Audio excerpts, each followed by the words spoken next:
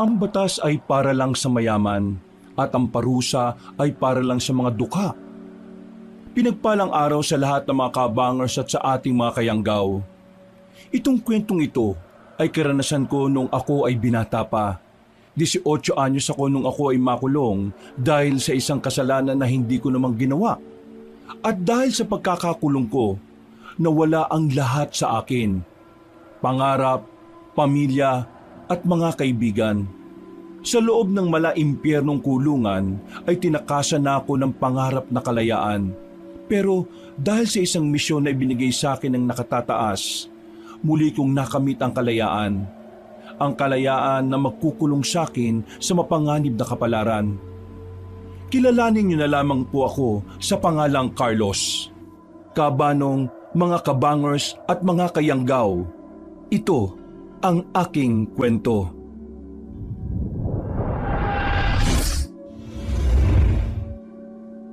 Bago nga pala magsimula ang ating kwento, sana'y mapindot nyo muna ang subscribe button at ang notification bell para lagi kayong nanonotify pag may bago tayong mga kwento. At huwag nyo rin kalilimutan mag-like at comment. Napakalaking tulong po ito sa ating channel para mas makapagatid pa kami sa inyo ng mga magaganda at mga nakakapangilabot na mga kwento. At ngayon, sa ating pagpapatuloy. Carlos, halika. Maupo ka nga rito. Pinapatawag niyo po raw ako, sir. Bakit po? Ano pong meron? Oo, kalma. Hindi ba pwedeng gusto lang kitang makasamang magkape? O yan, inumin mo muna. Huwag kang mag-alala. Wala namang lason yan. 10 taon na ako rito sa kulungan eh. Kapag may kape sa lamesa, ibig sabihin may pag-uusapang mahalaga. Mabuti naman at alam mo. Ano ba yun, sir? Minsan ba hindi mo naisip na umalis na rito sa kulungan na ito? Dismiss na ang kaso mo 2 years ago. Pwede ka nang lumabas eh. Para saan pa ang kalayaan sa labas kung wala naman na akong babalikan? Wala na lolo ko. Ang mga kamag-anak ko, pinandidirihan ako dahil kriminal na ako sa paningin nila. Wala na rin ako matitirhan. Magiging palaboy lang ako sa labas eh. At baka matuto pa ako ng kung ano-ano. Dito sa loob, maayos ang mga nagagawa ko kahit na papaano. Magulo nga lang, pero mas magulo sa labas. Kaya ayos na ako dito, sir. Pero maraming salamat sa effort nyo na tulungan ako makalaya mula pa noong unang taon ko rito. Naawa ko sa lolo mo eh. Pero wala rin naman ako nagawa. Masyadong malakas ang mga ebidensya na nilatag laban sa'yo. Pero alam niyo naman na wala akong ginawang masama, di ba? Hindi totoo mga binibintang nila sa akin. Na-set up lang ako. Alam ko, Carlos. Alam ko. Naniniwala naman ako sa iyo. At kilala kita. Bata ka pa lang, alam kong mabuti kang tao. Pero wala eh. Nabibili talaga ng pera ang batas. Inilaban ko naman. Hindi talaga kinaya. Sobrang pangit din ng sistema rito sa bansang to eh. Alam mo naman yan, hindi ba? Nakulong muna ako ng 8 taon bago napatunayan na wala akong kinalaman. Nakakatawa lang talaga eh. Ganun pala talaga kabagal ang proseso sa bansang ito eh, no?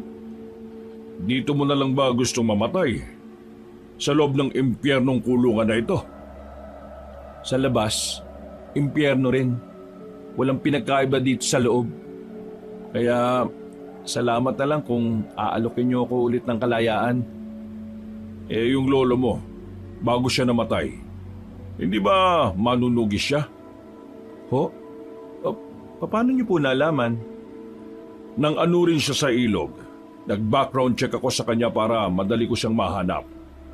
Doon ko nalaman. Ano naman ngayon kung dati siyang manunugis? Naturuan ka naman siguro niya, hindi ba? Ano po bang gusto niyong tumbukin, sir? Wala ka pa rin bang ideya?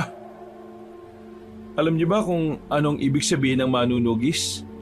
Pumapatay sila ng mga aswang. Mismo. That's my point. aswang. Ay, teka ho. Naguguluhan ho ako eh. Saan ba papunta tong usapan na to, sir? At saka, ikaw, interesado kayo sa aswang? Kailan pa? Carlos, kailangan kita. May ipapagawa ko sa'yo. Malaking pera ang kikitain mo rito. Seryoso ba kayo? Mukha ba akong nagbibiro? Diretsuhin nyo na ako. Okay. Sige, ganito. Merong isang probinsya na ginugulo ng mga aswang. Marami nang nabibiktima ron ng mga hayop na yon. Walang makapuksa sa kanila. Kaya naman naisip kita, Carlos. Alam ko na meron kang alam dahil nasabi sa akin ng lolo mo na naturuan kanya noong malaya ka pa. Tingin ko, ikaw lang ang makakapuksa sa kanila. Teka, sandali lang ho. Ako talaga? Ako makakatalo sa kanila at hindi ang mga alagad ng batas na kagaya ninyo? Carlos naman, parang hindi mo naman alam na isang malaking kalokohan para sa mga pulis ang usaping aswang. Tingin mo tatanggapin nilang operasyon kung aswang ang subject? Hindi. At tingin nyo tatanggapin ko rin? Oo, kailangan mo ng pera Hindi na mahalaga sa akin ang pera dito sa loob. Nasa ospital ang anak ng kaibigan mo. Kaibigan? Oo, si Ingo. Ang kaibigan mong hindi ka na dinalaw. Yung ampon niya, nasa ospital. Kailangan maoperahan. Alam kong mahalaga din sa'yo yung bata kasi gustong gusto mo siya nung dumadalaw pa siya rito. Carlos, look, hindi naman sa ginigipit kita. Ang sa akin lang naman, matutulungan kita. Matutulungan mo rin ako. At matutulungan natin yung inaanak mo. Kaya, pag-isipan mo ng maigi. Napabuntong hininga na lang ako kabanong nung mga sandaling yon. Alam na alam talaga ni Sir Epi ang kahinaan ko. Si Bornok, ang inaanak ko sa kaibigan kong si Ingo. Parang anak na rin talaga ang turing ko sa kanya. Kahit kasi nakakulong ako, pakiramdam ko ay naging parte rin ako ng buhay ng batang yon. Kaya naman, gumulo talaga sa isipan ko ang sinabing yon ni Sir Epi. Lumabas ako sa opisina niya nang lutang ang utak ko kabanong. Hanggang sa makabalik na ako sa selda namin, tulala pa rin ako. Kinalabit na lang ako ng kakosa ko na si Enteng nang mapansin niyang malalim ang iniisip ko. Mayor, mukhang kasing lalim ng karagatan niyang iniisip mo Sige ka, baka malunod ka. Ha? Wala to. Normal lang naman mag-isip ng malalim kapag nagana ang utak, hindi ba?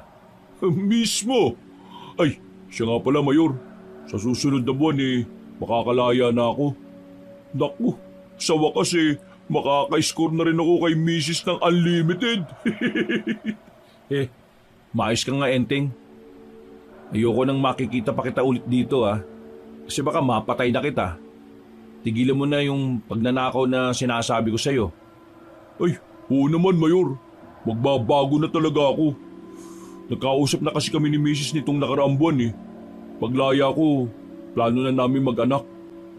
Maghanap ka muna ng magandang trabaho saka ka mag-anak. Ano ipapakain mo sa bata? Ikaw talaga, mag-isip-isip ka nga. Siyempre, maghanap ako nun. Kung meron nga lang trabaho na legal pero mabilis ang pera, papatusin ko na Magbabago na talaga ako para sa asawa ko. Mabuti naman kung ganun. Ikaw, Mayor, hindi ka na ba talaga lalabas dito?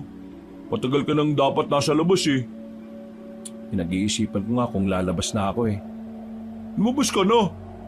Para yung susunod na bonding natin sa labas na natin gagawin, hindi sa ganitong lugar. Buong araw kong pinag-isipan sa selda ang mga sinabi sa akin ni Sir Epi. Kung ako kasi ang tatanungin, masaya na ako sa loob ng kulungan. Pero mukhang may mga taong kailangan kong matulungan. Kaya naman, kinagabihan, binalikan ko si Sir Epi sa opisina niya. Oh, bumalik ka. Ano? Nakapag-isip-isip ka na ba, Carlos?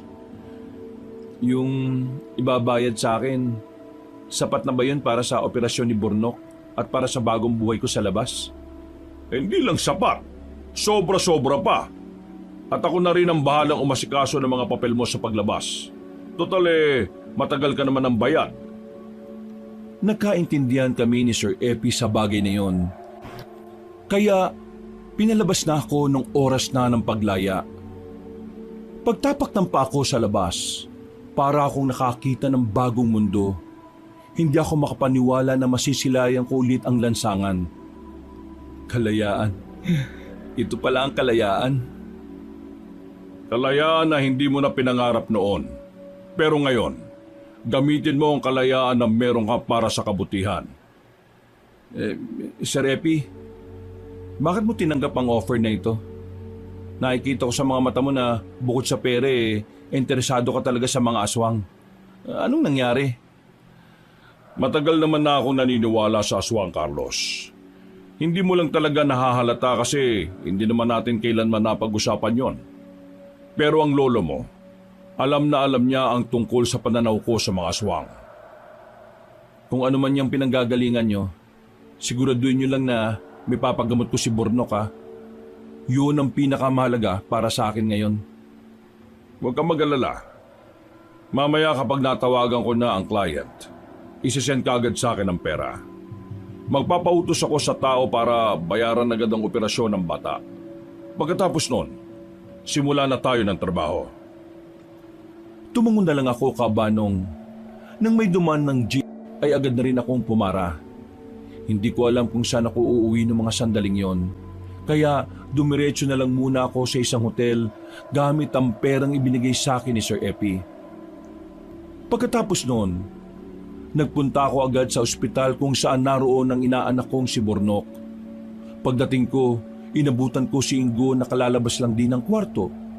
Nagulat pa siya nang makita niya ako. Nanlaki ang kanyang mga mata. Parang hindi makapaniwala na nasa harapan na niya ang isang taong matagal na namalagi sa kulungan. Carlos? Bakit ganyan ang reaksyon mo? Hindi ka ba masaya na narito ako? Malamang masaya. Pero nakalaya ka na ba talaga? Ano bang iniisip mo? Tumakas ako? Buti naman nakalabas ka na rin, pre. Yung bata, yung inaanak ko, kumusta? Nalaman ko yung nangyari sa kanya Yun nga may problema sa bituka yung inaanak mo. Kailangang operahan para maagapan at hindi maging kanser. Kaso, saan ako kukuha ng pera na pampaopera sa kanya? Hindi naman kalakihan ang kinikita ko sa construction. Magiging maayos din ang kalagayan niya. Magtiwala ka lang. Sana nga pare. Sana nga. Bakit ba hindi mo na ako dinalaw? Huling dalaw mo sa akin, 3 taon na nakalilipas ha. Bakit? Pinagbawalan ako ng mga magulang ng asawa ko Kriminal kasi ang tingin nila sa'yo. Ayaw nilang lumapit ako sa'yo dahil masisira daw yung pangalan nila. Kung hindi ko sila susundin, ilalayo nila yung bata sa akin. Pero wala rin naman nangyari. Niloko rin naman ako ng asawa ko at naghanap ng iba. Yung mga magulang niya, tuluyan na kinalimutan yung apo nila. Kung una pa lang alam kong mangyayari to, hindi ko na sana sila sinunod. Pinagpatuloy ko na lang sana yung pagdalaw sa'yo. Kaya mula nun, naya na akong dumalaw sa'yo kahit na wala nang pumipigil sa akin Sa isip-isip ko kasi, napakawalang kwenta kong kaibigan. Kaya, pasensya ka na ha. Hindi mo naman kailangang ibaba ang sarili mo Ang mahalaga naman sa akin alam ko na ang dahilan. Nako, maraming salamat sa pangunawa mo, pre. Ay, siya nga pala, yung mga kaibigan ng lolo mo, ginawan siya ng puntot kahit na walang laman. Kasi di ba, hindi naman natagpuan yung katawan niya nung nalunod siya. Kaya ayun, may puntot pa rin siya na pwedeng madalaw. Kung kasama siguro ako ni Lolo, hindi siguro siya malulunod at mamamatay Kasalanan to ng mga taong nagpakulong sa akin kahit wala naman akong kasalanan. Tungkol naman kay Mr. Yang, huwag mo na sana siyang gantihan, pre. Malala na lagay niya Ha? Malala?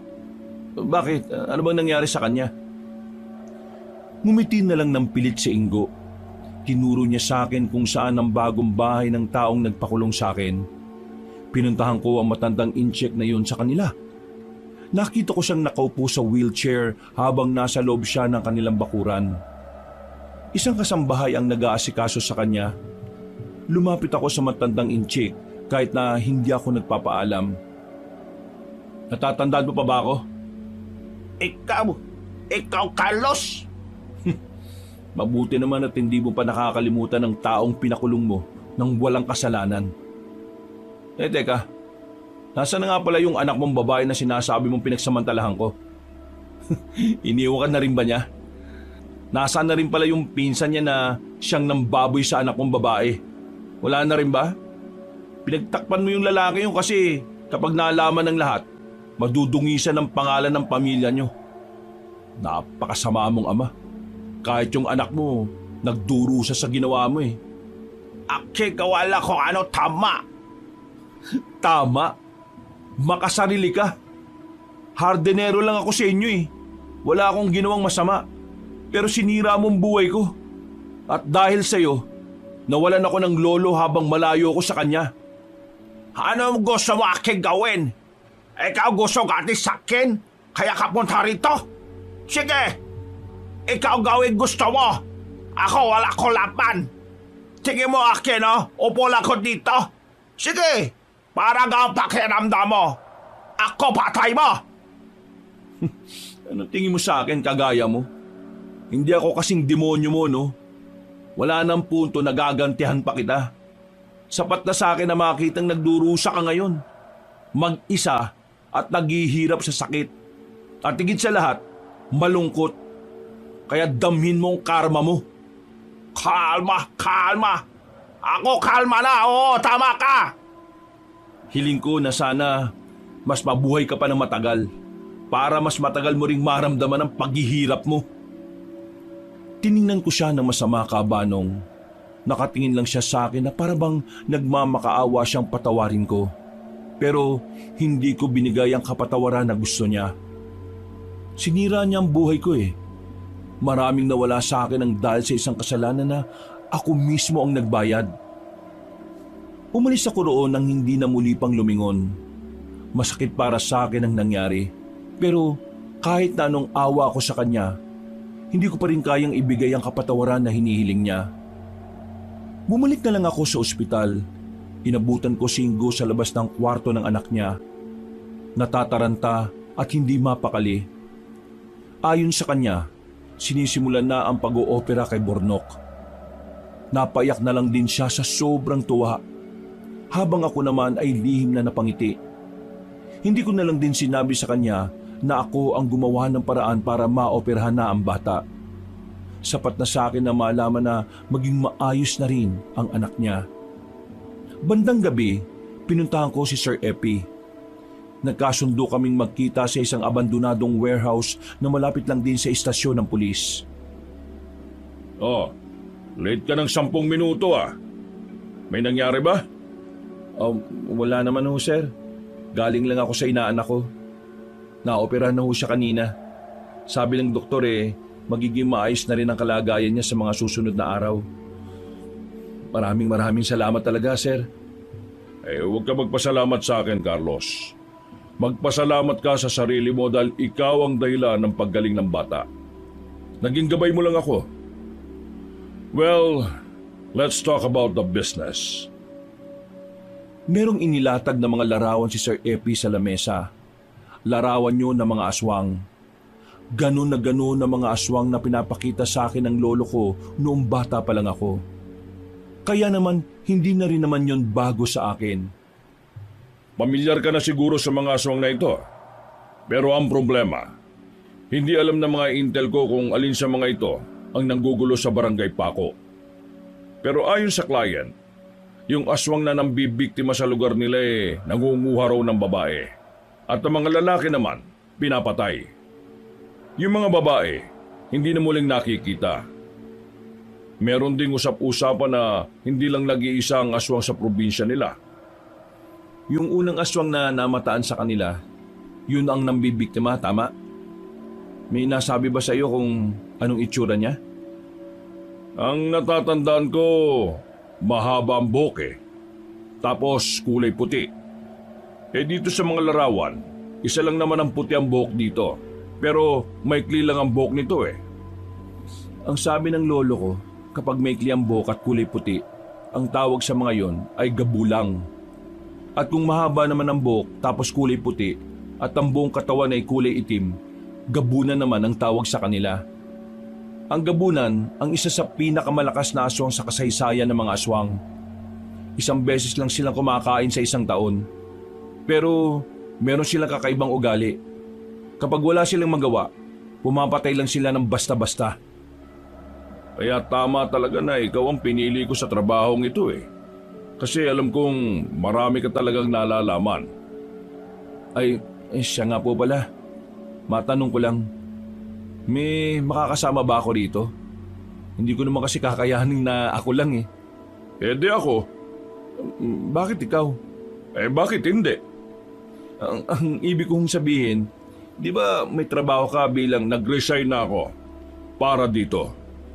sigurado ba kayo? Ipinagpalit niyo ang trabaho niyo sa ganitong uri ng sideline? Carlos, matagal na akong gustong mag-resign. Nakakasawa na rin kasi. Kaya na mag-offer sa akin ng ganitong trabaho, medyo nainganyo ako kasi bago to. Umamin nga kayo sa akin. May malalim kang dahilan bukod sa pera, no? Kung ano man yun hindi ko gustong pag-usapan sa ngayon. Ang mahalaga, nandito na tayo para pagandaan ang nalalapit nating paglaban sa mga aswang. Siya nga pala. Marami na rin pala tayong armas na dadalhin kaya wala na tayong magiging problema. Meron akong alam na magagamit ko sa laban na ito. Hindi baril. Hindi baril? Ano?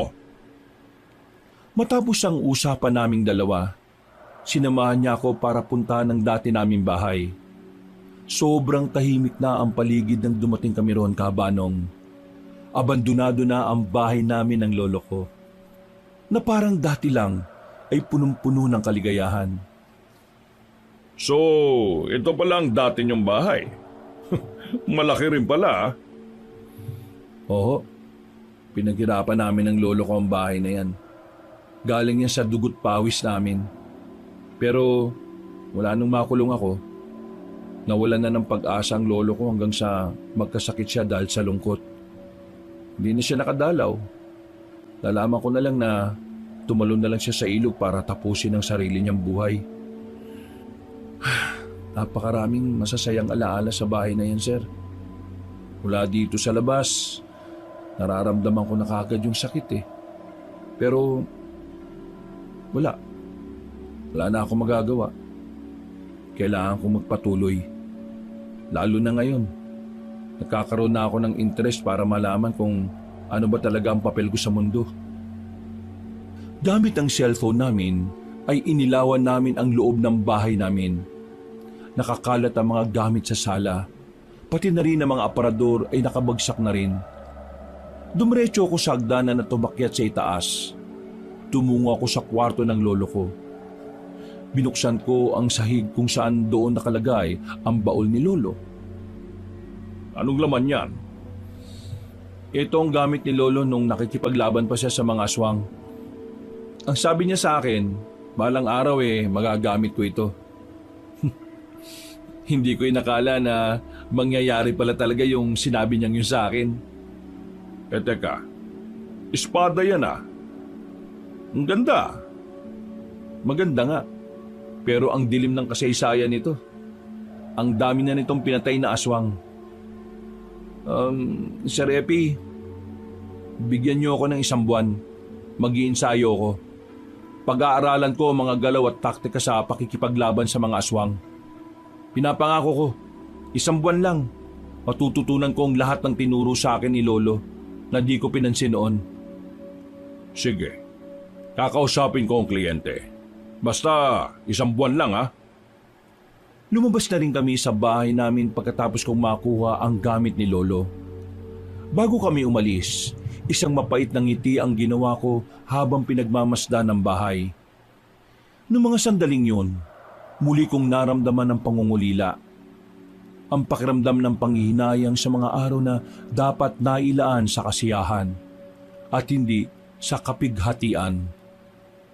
Kinabukasan din, dala-dala ang gamit ni Lolo, sinimulan ko na rin ang pag-iensayo. Hindi ganun kadaling matutunan ang mga nakasulat sa libro ng karunungan. Kung alam ko lang na magagamit ko yon balang araw, nakinig na sana ako sa mga turo ni Lolo noon. Lumipas pa ang mga araw hanggang sa sumapit na nga ang 31 araw. Tinapos ko na rin ang pagsasanay. Kampante at may kumpiyansa akong alam ko na ang mga dapat kong malaman. Lo, alam kong nakikita mo ako ngayon. Sana maging proud ka sa gagawin ko. Itutuloy ko yung hindi mo na ituloy. Maya-maya'y may narinig akong kaluskos sa paligid. Sinuyod ko ng tingin ng paligid nang maramdaman ko yun. Hinawakan ko kagad ng mahigpit ang espada. Inihanda ko ng sarili ko. Sandali akong nakiramdam. Nang walang lumalabas ay nagsalita na ako. Sino nandyan? Magpakita ka! Pre, ako lang to. Ingo, kanina ka pa ba dyan? Ang totoo niyan, nung nakaraan pa kita nakikita rito nagsasanay eh. Alam mo? Pre, itutuloy mo ba talaga yung pagiging manunugis ng lolo mo? Napabuntong hininga na lang ako, Kabanong. Wala na akong palusot kaya inamin ko na lang din sa kanya ang tungkol sa ginagawa ko. Lumapit ako sa kanya at sandali siyang tinapik sa balikat. Naupo kami sa malaking bato. Napangiti. Napatingin sa malayo. O pre, itutuloy ko na yung nasimulan ni Lolo. Tingin ko, ito na ang pinakamagandang gawin ko matapos makulong sa impyerno ng isang dekada. Bago mawala si Mang Adoy nung gabing yon, dinaanan niya ako sa bahay eh. Meron siyang ibinigay sa akin na kwintas. Sinabi niya na kapag nagkaroon ako ng pagkakataon na makaharap ka, ibigay ko daw yun sa'yo. Nakakalimutan ko lang nung una tayo nagkita. Ha? Kwintas? Eto pre oh, tanggapin mo. Inabot sa akin ni Ingo ang isang kwintas na itim ang tali. Merong pendant na bilog na kulay pilak. Wala man lang kahit na anong disenyo. Wala naman din akong naramdaman na kahit na ano nang hawakan ko yon. Hindi ko alam kung anong meron dyan eh. Pero ang sabi niya, sobrang mahalaga yan. Kaya dapat makarating yan sa'yo. Hindi ko rin alam kung ano to eh. Pero dahil galing ito kay Lolo, sige, iingatan ko ito. Pre, gusto kitang samahan eh. Alam mong delikado na kalabanin ng mga aswang. Kaya wag na. Mas magiging masaya ako kung aalagaan mong inaanak ko. Gusto ko kasi bumawi sa ginawa mo eh. Bumawi saan? Alam ko na ikaw ang dahilan kung bakit na-operahan ang anak ko. At ngayon eh, nasa maayos na kalagayan na siya. Nakausap ko si Mang Epi. Nakita kami kanina. Kinamusta niya kasi si Bornok eh. Nasabi niya sa akin ang totoo. Carlos, gusto kong sumama. Gusto kong sumama hindi para bumawi lang sa nagawa mo. Gusto kong sumama para din maramdaman kong meron akong nagawa para sa anak ko. Paano si Bornok? Papadala ko siya kina mama sa Maynila. Doon na siya mag-aaral eh. Di sige. Ikaw ang bahala. Pre, bakit hindi ka nagdalawang isip na ilagay ang sarili mo sa panganib para lang mailigtas si Bornok?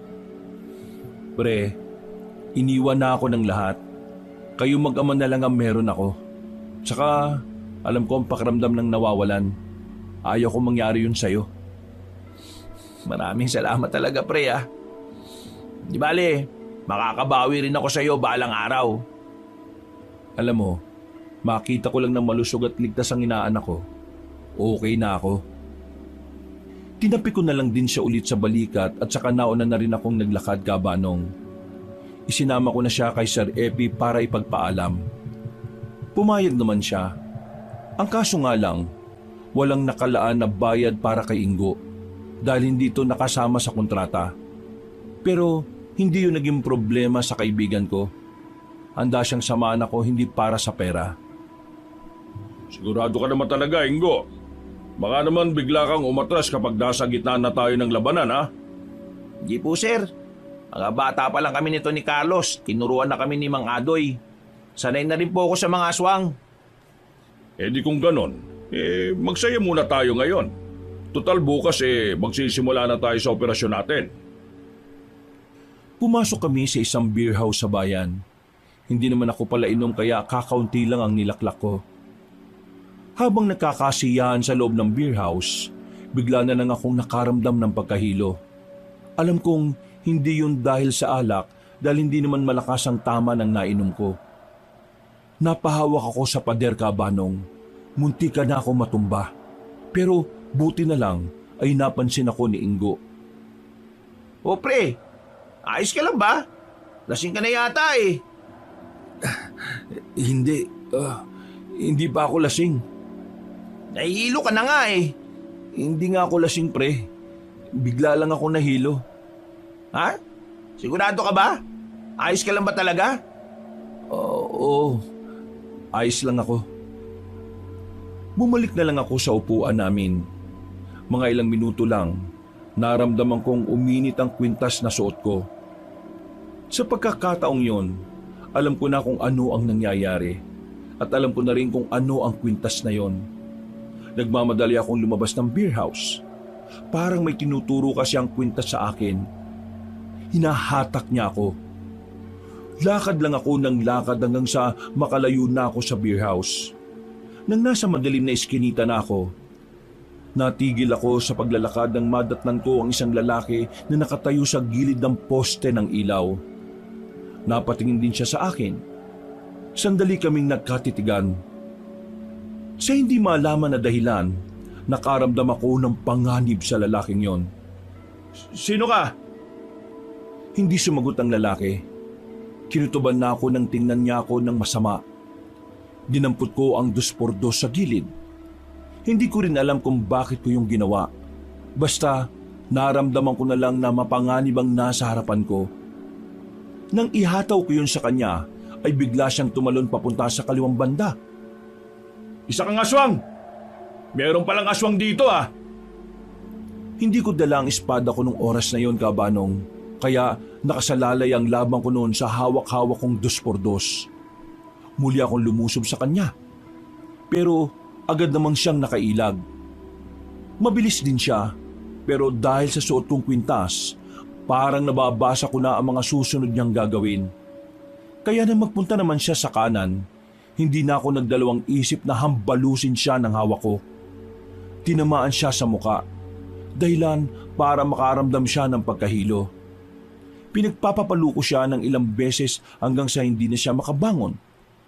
Nilapitan ko siya hanggang sa mapadikit na siya sa pader. Sabihin mo sa akin, bukod sa'yo, meron pa bang ibang aswang sa probinsyang to? Ha? Magsalita ka! Tumawa lang ang aswang sa akin. Nagulat na lang ako sa ginawa niya. Pinahaba niya ang kuko niya at saka itinarak sa sariling leeg.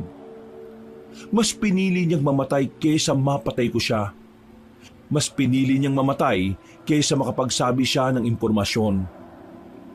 Oh, ano nangyari? Siya yung dinali mo, pre. Tingin ko, kumakalat na ang mga aswang sa iba't ibang probinsya. Aswang yan? Paano mo nalaman na aswang ang lalaking yan? Dahil dito, hinawakan ko ang pendant ng kwintas. Hanggang sa mga sandaling yon, nararamdaman ko pa rin ang kakaibang enerhiya na bumabalot doon. Dahil sa nangyari, mas lalo kong naintindihan na talagang inihanda ko ng lolo ko sa mga ganoong sitwasyon. Bagay na mas nagtulak sa akin para ituloy ang kanyang nasimulan. Hindi na namin natapos ang kasiyahan. Nagpasya na lang kaming umuwi na muna sa kanya-kanya naming tirahan. Papasok na sana ako sa hotel na tinitirhan ko nang makita ko si Enteng sa tapat. Nakaupo sa gutter at umiiyak. Dala-dala niya pa ang mga gamit na matagal niyang napakinabangan sa loob ng kulungan. Enteng? Nakalaya ka na pala, tukmul ka? Mayor! Mayor! Mayor!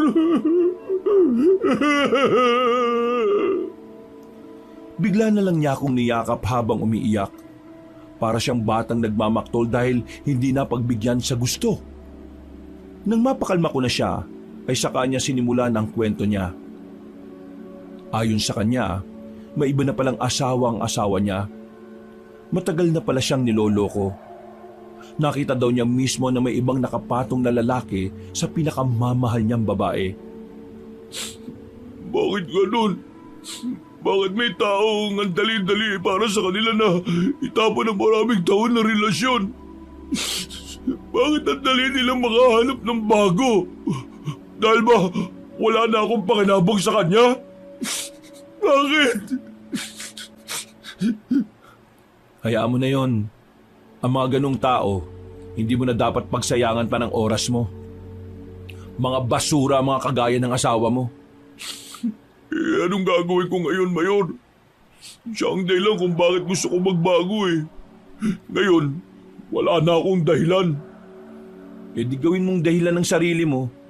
Magbago ka para sa sarili mo at hindi para sa ibang tao.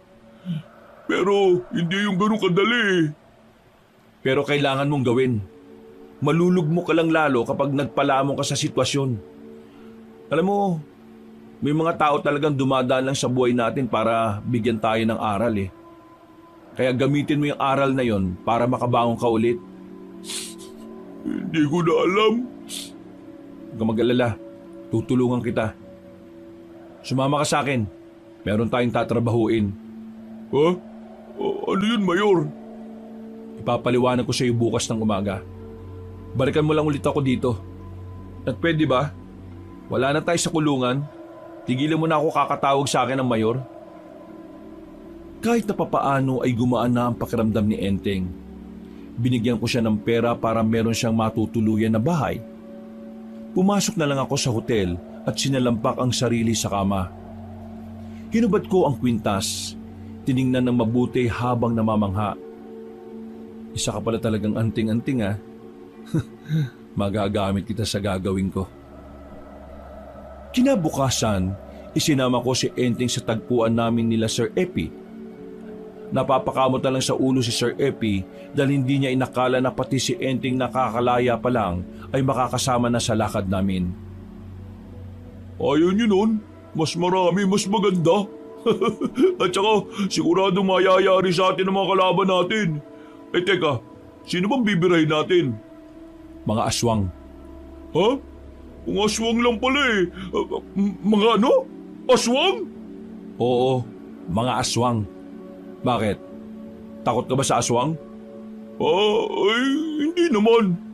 Ang tanong kasi dyan, totoo ba mga aswang? Tingin mo magre-resign ako sa trabaho at sasama rito kung hindi totoo mga aswang? Kaya pala wala ka na ron? Nag-resign ka na pala, sir? Yanda mo sarili mo. Mga aswang ang bibirahin natin. May mga gamit naman na tayo. Hihintayin na lang natin mamayang gabi yung private na sasakyan na ipapadala ng kapitan ng barangay sa probinsyang yon. Hindi to laro-laro lang, Enteng ha. Pwede kang mamatay.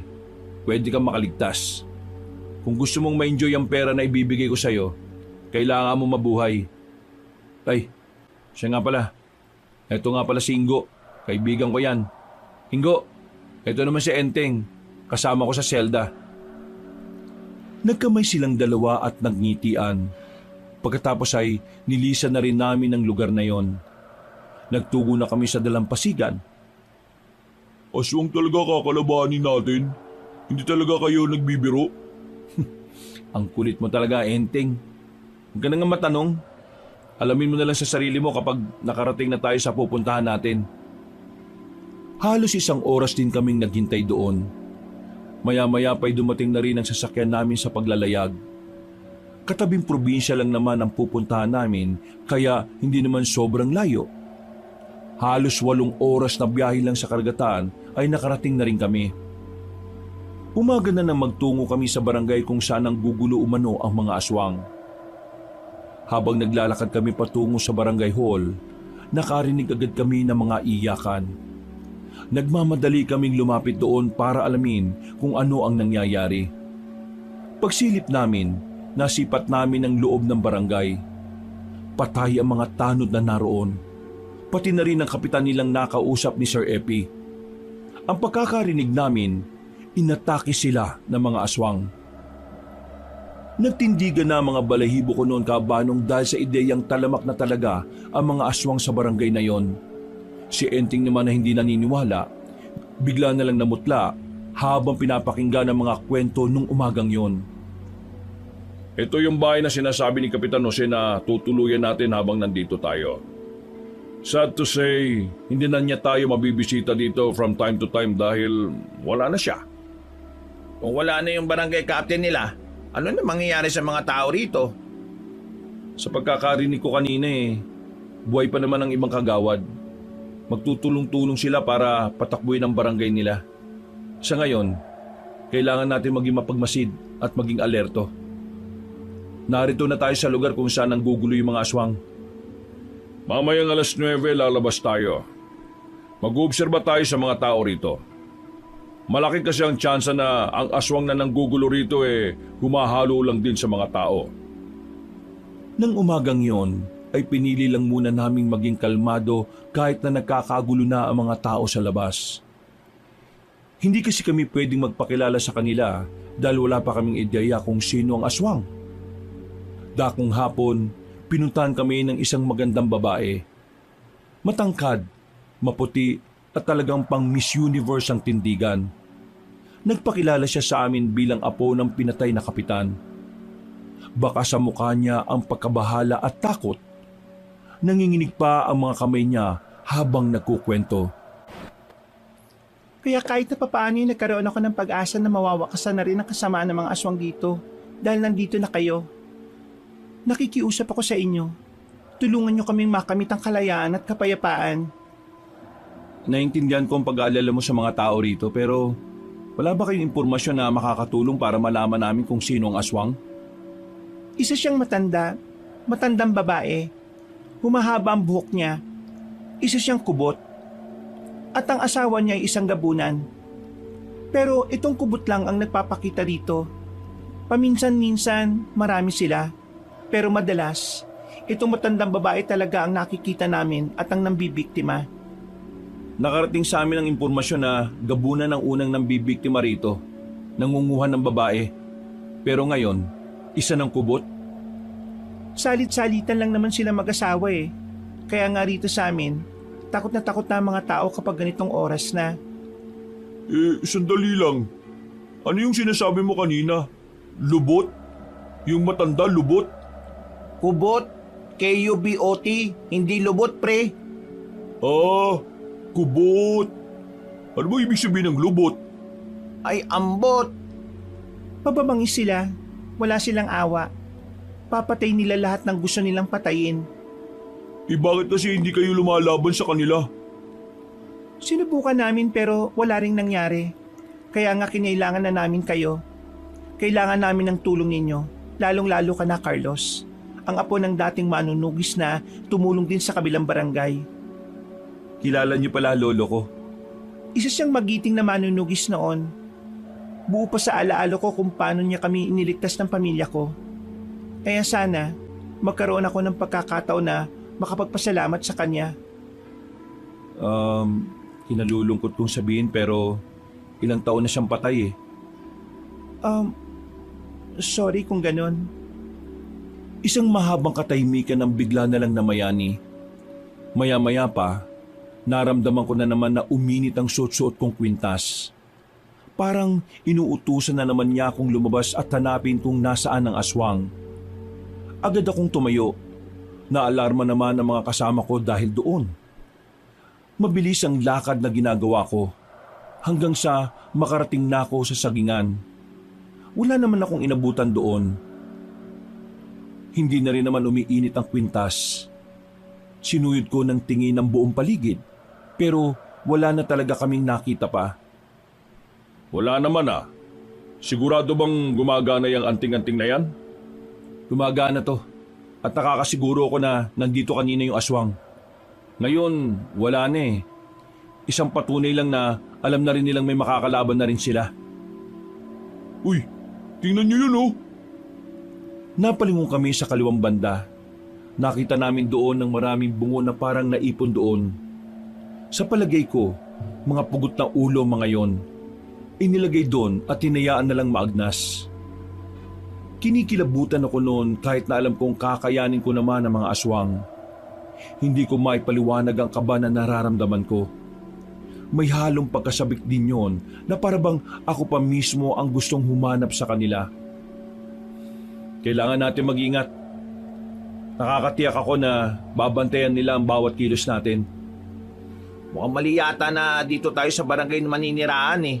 Mas maganda siguro kung sa labas. Hindi. Mas maganda ngang narito tayo para mailang silang gawin ang mga ginagawa nila sa mga tao. Tama si Sir Epi. Dito lang tayo. Kapag umalis tayo, pinakita lang natin sa kanila na natatakot tayo. Ang mga aswang, mas lalong lumalakas ang loob kapag nakikita nilang mahina't natatakot ang kalaban. Matapos naming masiguro na walang aswang sa paligid, ay bumalik na rin kami sa bahay. Hindi kami makampante ng mga oras na yun. Nag-aanyong kapayapaan ang katahimikan ng gabi. Pero mararamdaman din sa pagiging tahimik ang peligro at panganib na tila ba nagtatago sa bawat sulok ng dilim. Kaya sa unang gabi namin doon, walang natulog sa amin. Nanatili kaming mulat kahit pagod din kami sa biyahe. Pero wala namang aswang na nagparamdam. Kalmado rin ang anting-anting na suot ko. Kinabukasan, Sir Epi, pwede na kayo matulog. Kami na ni Ingo ang bahala rito. Magluluto na lang kami. Sigurado ka ba? Oo, kaya pa naman namin eh. Di ba pre? Oo. Kami na akong bahala. O sige, matutulog na ako ha. Nauna na si Enting sa loob eh. Naiwan kaming dalawa ni Ingo sa bakuran. Nagsibak na lang kami ng kahoy para sa lulutuin namin sa darating na tanghalian. Pero sa kalagitnaan ng ginagawa namin, bigla kong naramdaman na naging aktibo na naman ang anting-anting. Masyado pang maaga noon kaya sinubukan kong hindi na lang muna pansinin. Pero habang tumatagal, parang mas lalong umiinit ang anting-anting. Isang indikasyon na kailangan ko talagang sundin kung ano ang tinuturo niya. Oh, bakit pre? May nararamdaman na naman ba yung anting-anting na yan?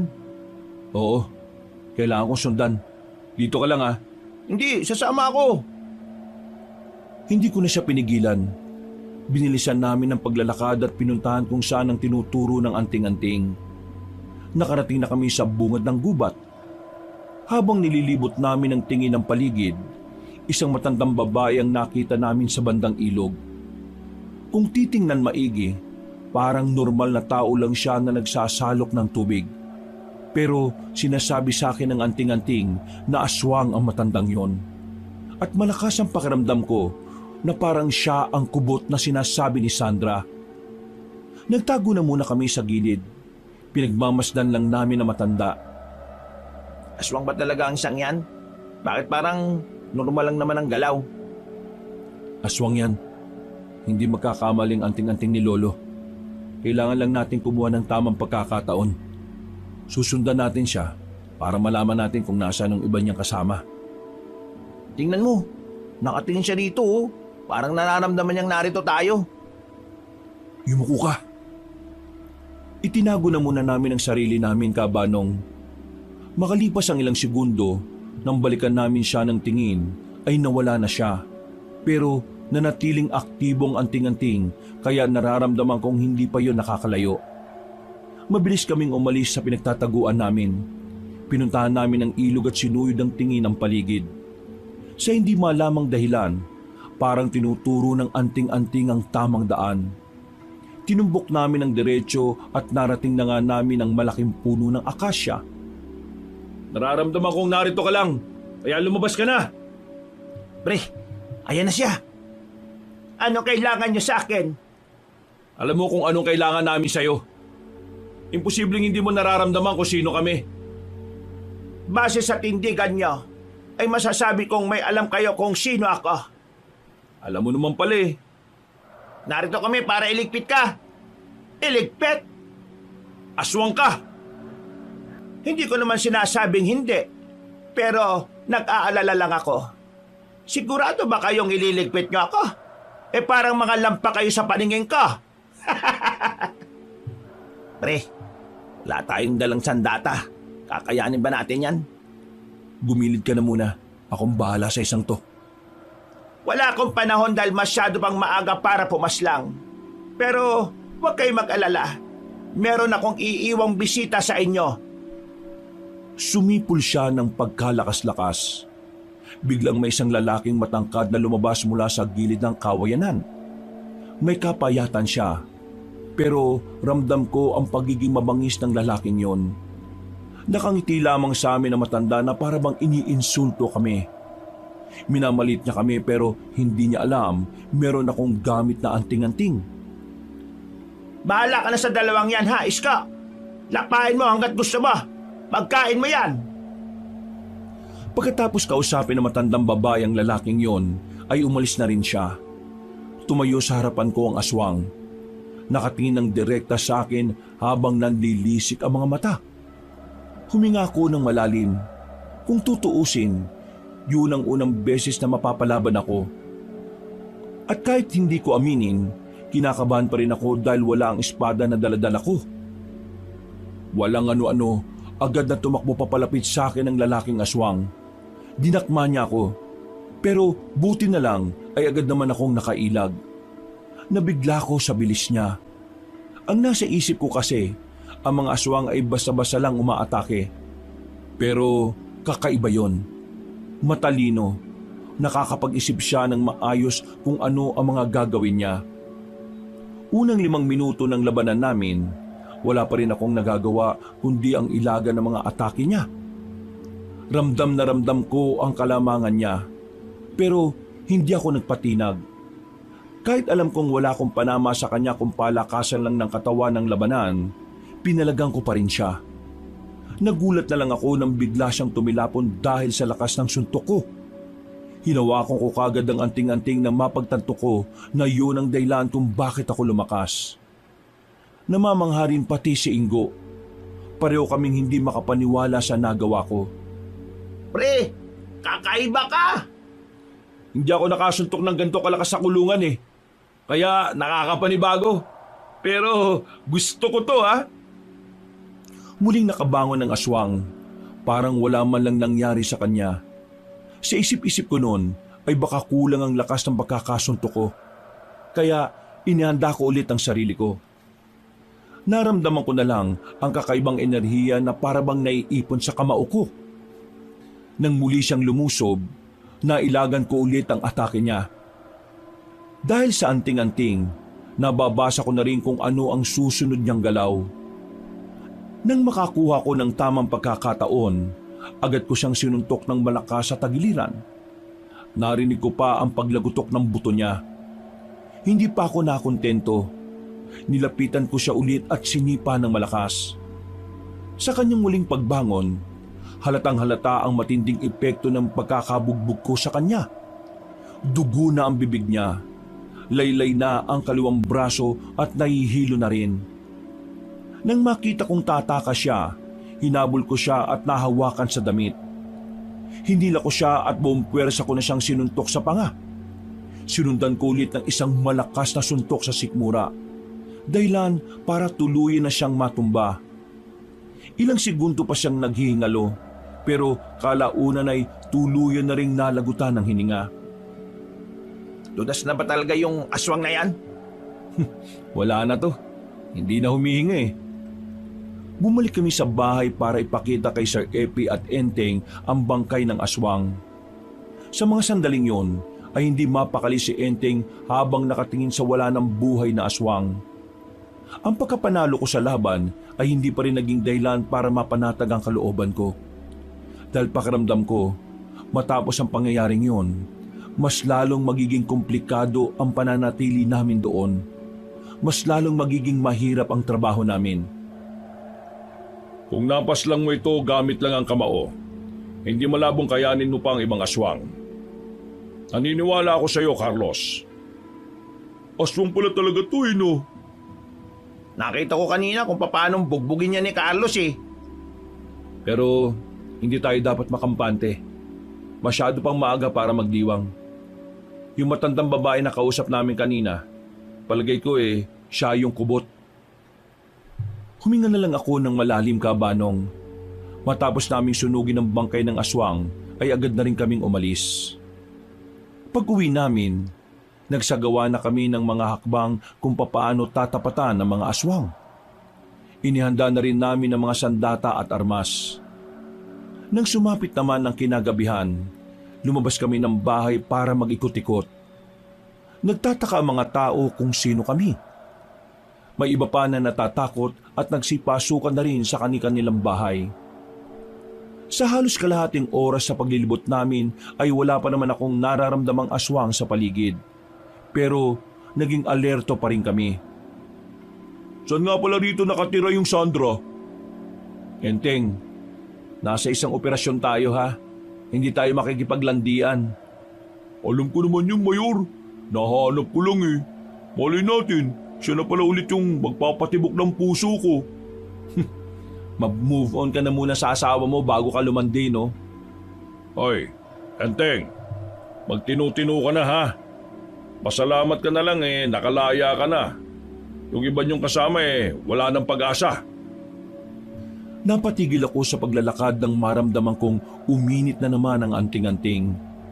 Huminto rin sila sa paglalakad. Nagtataka, ang mga ngiti ay agad na naglaho. May nararamdaman ka na naman bang aswang? Oo, pero hindi ko alam kung bakit hindi maituro ng anting-anting. Kaya maganda na kayo, maging alerto. Dinukot na nilang tatlo ang mga armas nila. Sabay-sabay na nagkasa ng baril. Nakikiramdam lang kami sa paligid. Pero ilang minuto na ang nakalipas ay wala namang lumalabas na aswang. Naiinis na ako noon.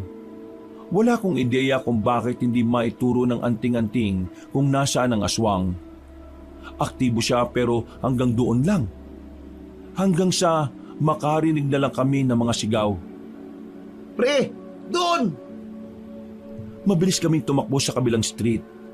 Nang makarating na kami roon, ay nakita naming may mga aswang na pilit pinapasok ang bahay.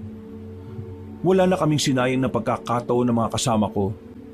Agad nilang pinagbababaril ang mga yon. Dahilan para magpulasan sila. Habang ako naman, parang kusang gumagalaw na ang katawang ko. Sinundan ko ang mga aswang na nagpalipat-lipat sa ibang bahay. Gamit ang espada ni Lolo, agad kong tinaga ang isang aswang na naabutan ko. Nangisay-ngisay yun ang tamaan ko sa bandang tagiliran. Sinundan ko pa ang isang aswang hanggang sa makapasok na kami sa kagubatan. Madilim ang parting yon, pero hindi ko maintindihan kung bakit parang malinaw ang paligid para sa akin. Sa isip-isip ko, ay baka isa yon sa kakayahan ng anting-anting na suot ko. Nakaiwas ako sa pag-atake ng aswang, kaya naman nagkaroon ako ng tamang pagkakataon para itarak sa kanya ang espadang hawak ko. Sumuka agad siya ng dugo. Aalis na sana ako pero may naramdaman pa akong kakaibang presensya sa paligid. Hindi pa man siya nagpapakita sa akin, alam ko na agad kung sino yon. Ikaw ba ang pinuno nila? Ikaw ba ang manunugis na kakalaban sa amin? Tagasan kang nilalang ka? Tinatanong kita. At nagtatanong din ako. Mga salot kayo. Wala kayong awa sa mga inosenteng tao na pinapatay ninyo. Ang mga taong pinapatay namin ay kagaya lang din ng mga hayop na kinakain ng mga tao. Mga hayop na pinapatay para maging pagkain. Kaya anong pagkakaiba nun sa ginagawa namin? Ang mga hayop na tinutukoy mo ay may permisyo ng Diyos para maging pagkain ng mga tao. Pero ang mga tao, hindi nyo sila dapat naging pagkain kailanman. Ano ba binabalak ninyo rito? Kung ano man ang binabalak namin dito, malalaman mo lang yon kapag nakaharap mo na ang pinakapinuno namin. Sa ngayon, kailangan mo muna akong patayin para mangyari yon. Hindi ako kinakabahan sa'yo. Kaya ikaw ang kabahan ngayon. Base sa tapang na ipinapakita mo, mukhang nagtataglay ka ng kakaibang lakas. Dahil ba yan sa anting-anting na suot mo? Oh, bakit natatawa ka? Buwang ka na ba? Wala naman. Natatawa lang ako kasi sa haba ng panahon, ngayon na lang ulit ako magkakaroon ng kalaban na merong anting-anting. Sa wakas, mahihirapan na rin akong paslangin ang kalaban ko. Puro ka kayabangan. Simulan na natin to! Nauna na akong lumapit sa kanya, pero nagulat ako nang biglang humaba ang buhok niya. Pumulupot yon sa dalawang paa ko. Hinila niya ako ng malakas at saka hinambalo sa malaking puno sa gilid.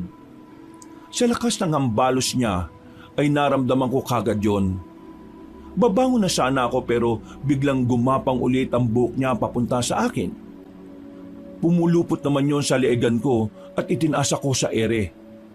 Buti na lang ay agad ko yung naputol gamit ang espadang dala ko.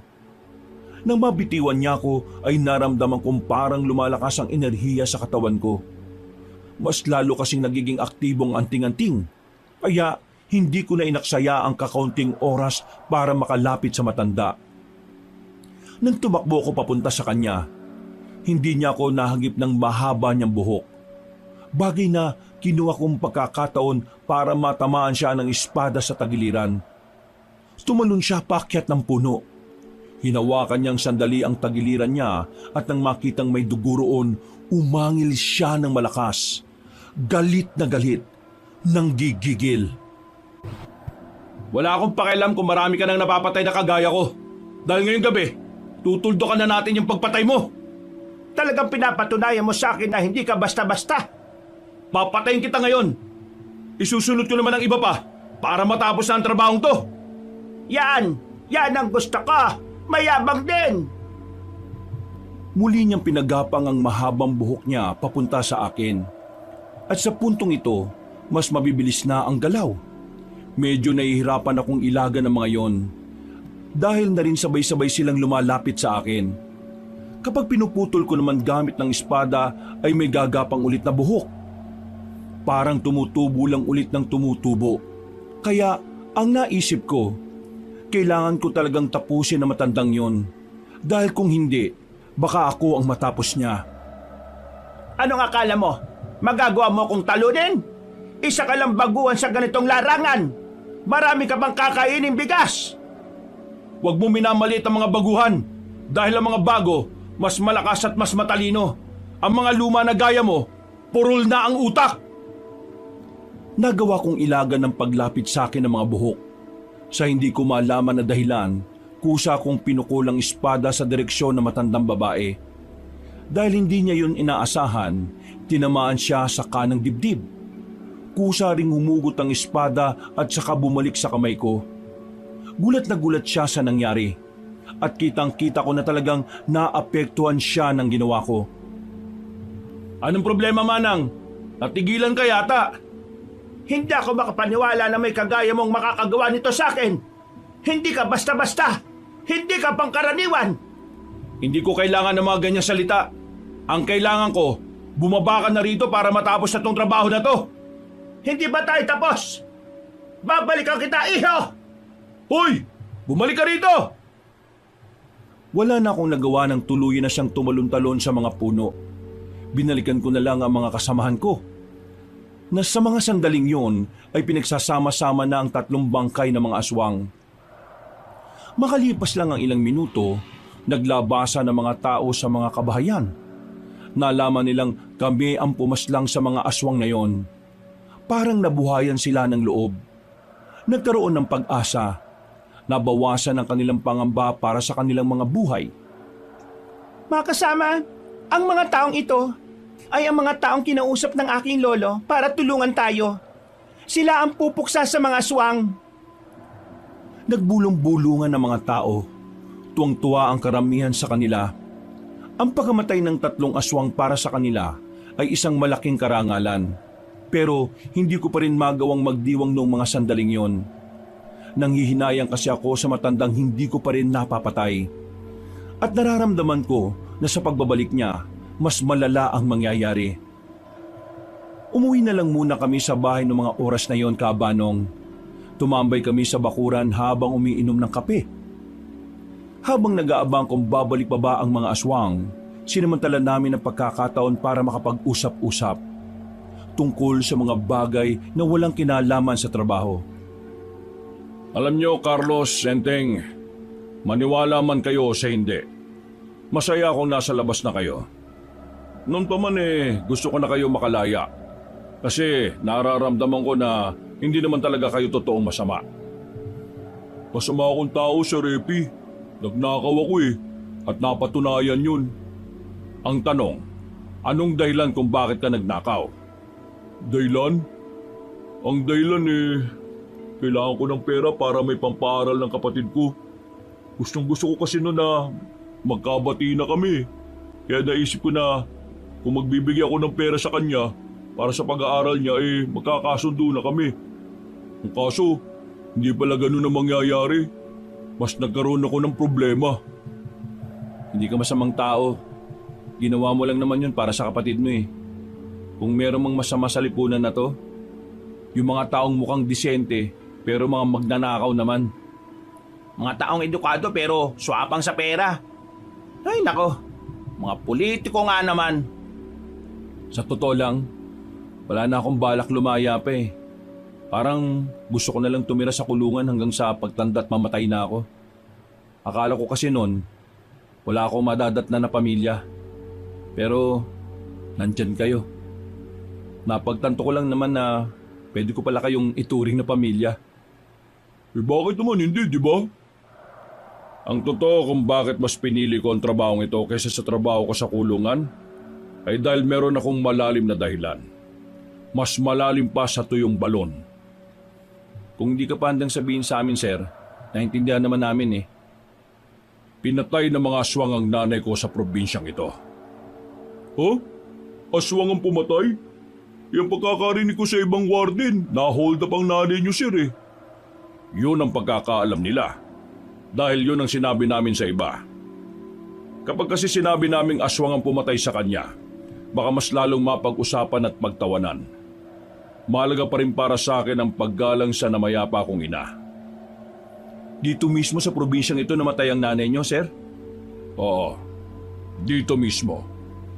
Nagpunta siya rito dahil sa isang kaibigan. Hindi ko alam kung bakit sa dami ng tao siya pa ang biniktima ng aswang. Wala namang alam ang nanay ko sa kanila. Kaya ako nandito kasi gusto ko malaman kung bakit nila ginawa sa nanay ko yon. Yung pinuno mismo ng mga aswang ang dumali sa nanay ko Yun ang sinabi sa akin ng kapitan dito nung unang usap namin. Grabe pala nangyari sa nanay niyo, sir. Sana kung nasan man siya ngayon may kapayapaan na siyang nararanasan. Sir, wag ko kayo mag-alala. Gagawin natin ang makakaya natin para mabigyan ng hustisya ang nanay ninyo. Ngayong may hawak akong anting-anting, mas malaki ang tsansa nating matalo mga salot na yon. Maraming salamat sa iyo, Carlos. Kahit na nalaman mo ngayon na personal itong ginagawa ko, hindi ka nagalit sa akin. Sa inyo rin, Ingo, Enteng. Kahit na hindi kayo kasama sa kontrata sumama pa rin kayo.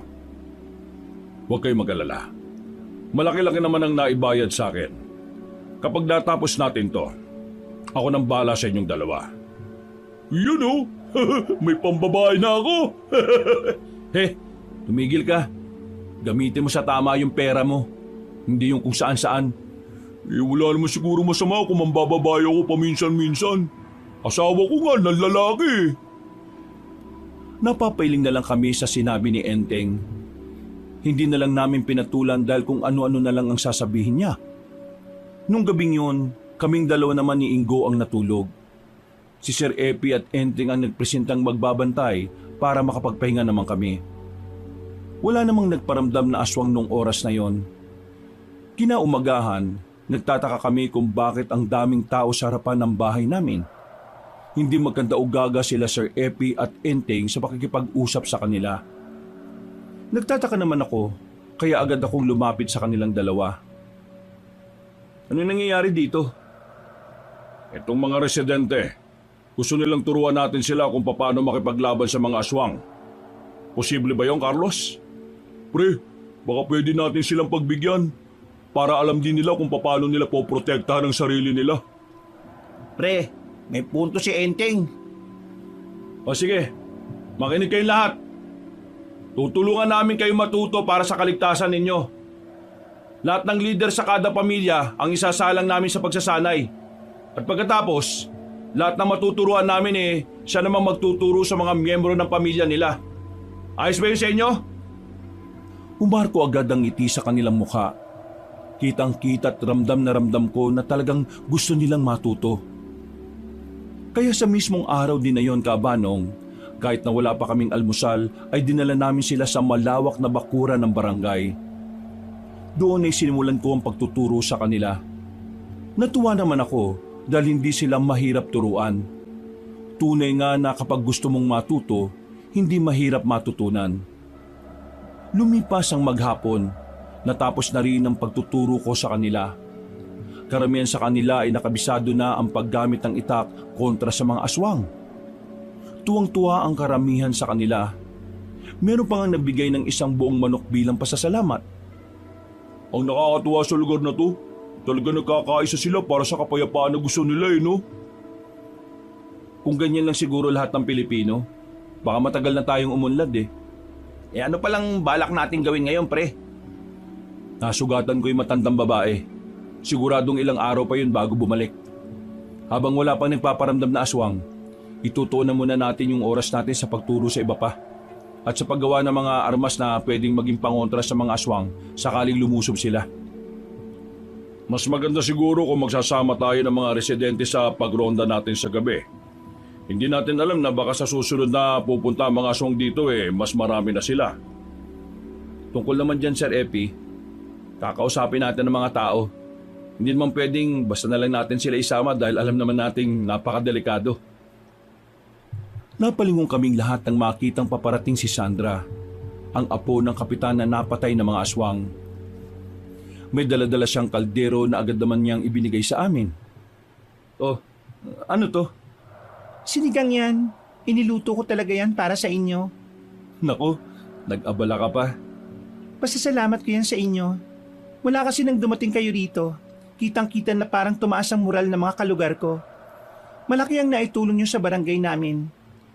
Kung nabubuhay lang sana ang lolo, baka siya ang kauna-una ang tao na naging masaya dahil nandito kayo. Ginagawa lang naman namin kung anong tingin namin na makakabuti para sa lahat. At habang nandito kami, pinapangako namin na gagawin namin ang lahat para manatili kayong ligtas. Basta gagawin namin ang napag-usapan namin ng lolo mo. Maraming salamat talaga. Siya nga pala, sa susunod na linggo, kaarawan ko. Baka pwede ko kayong maimbitahan. Aba, pwede naman. Ngumiti ng malapad ang babaeng si Sandra.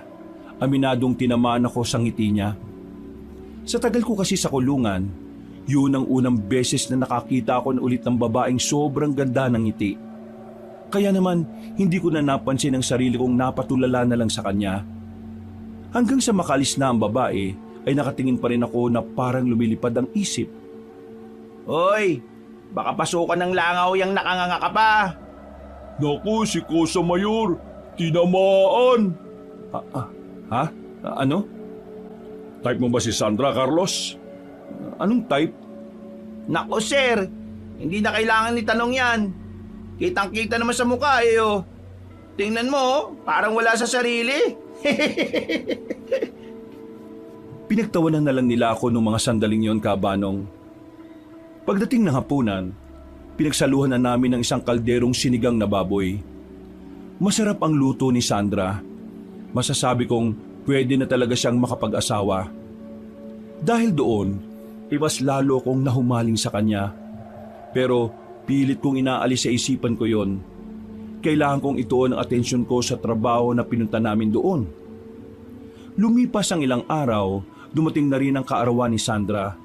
Pinaghandaan ko ang gabing yon. Dahil parabang bigla na lang akong nagkaroon ng hiya sa kung ano man ang magiging tingin niya sa akin sa oras na makita niya ako. O Carlos, ang gwapo mo sa suot mo ngayon Talagang handang-handa ka nang humarap kay Sandra Huwag nga kayo manukso dyan. Pupunta ako sa birthday niya kasi inaasahan niyang kumpleto tayo ron. Pre, bakit ba pinipigilan mo pa yung sarili mo? Kung gusto mo talaga. Oo nga naman. Dapat ligawan mo na. Nagpapaubaya na nga ako Nasa kalagitnaan tayo ng misyon na binigay sa atin. Ayoko madamay si Sandra. Baka magamit pa siya laban sa atin eh. Tama ang sinasabi ni Carlos. Sa mga ganitong trabaho, magiging kahinaan ng isang tao ang pagmamahal. Masakit mang isipin pero sa mga oras na delikado ang buhay ng isang tao, ang pag-ibig mismo ang papatay sa kanya minsan. Sa bagay, kaya nga yung mga assassin sa mga palabas, walang pamilya eh. Nang matanaw na namin ang bahay nila Sandra ay nakaramdam na ako ng kaba. Mas kinakabahan pa ako roon kaysa nung makaharap ko ang matandang aswang. Paglapit namin, nakita agad ako ni Sandra. Sa akin siya nakatingin. Tinawag niya ako ng nakangiti. Napako ko sa kinatatayuan ko. Hindi pa ako matatauhan kung hindi ako hihilahin ni Enteng. Mabuti naman at nandito na kayo. Meron akong lamesa at upuan na inihanda sa inyo. Pasensya na kayo ah. Ang dami kong bisita kaya baka hindi ko rin kayo kagad maasikaso eh. Hindi, ayos lang naman ako. Basta makita ka lang. Ha? Ang ibig ko sabihin, kapag nakikita ka naming masaya sa kaarawan mo masaya na rin kami. Sige, maraming salamat talaga. O siya, tara na't nang makaupo na kayo. Ikukuha ko lang kayo na makakain ha. Oh, Sandra, may Shanghai ba kayo? Kung meron, pa-take out mamaya ah. Hoy, kapal talaga ng mukha ng isang to oh. Nako, ayos lang naman po. Marami pa po sa loob. Ipagbabalot na lang kita kagad. Ngumiti naman siya ng malapad. Tinamaan na naman ako nang magtama ang tingin namin. Napaupo na lang ako. Habang pinagmamasdan siyang papalayo, noong mga sandaling yon, para bang pansamantalang nawala sa isipan namin ang tungkol sa mga aswang. Masyado kaming nalilibang sa kung anuman ang kasiyahan na nangyayari doon. Dakong 10:00 na ng gabi, nagpaalam na rin kami kay Sandra. Masaya naman niya kaming inihatid sa labas. Habang naglalakad kami palayo, hindi mawala-wala sa mukha ko ang ngiti. Habang si Enteng naman ay tuwang-tuwa sa isang plastic ng Shanghai na naiuwi niya. Sigurado ba kayong ayos lang na iwan natin sila ron? 10:00 na eh.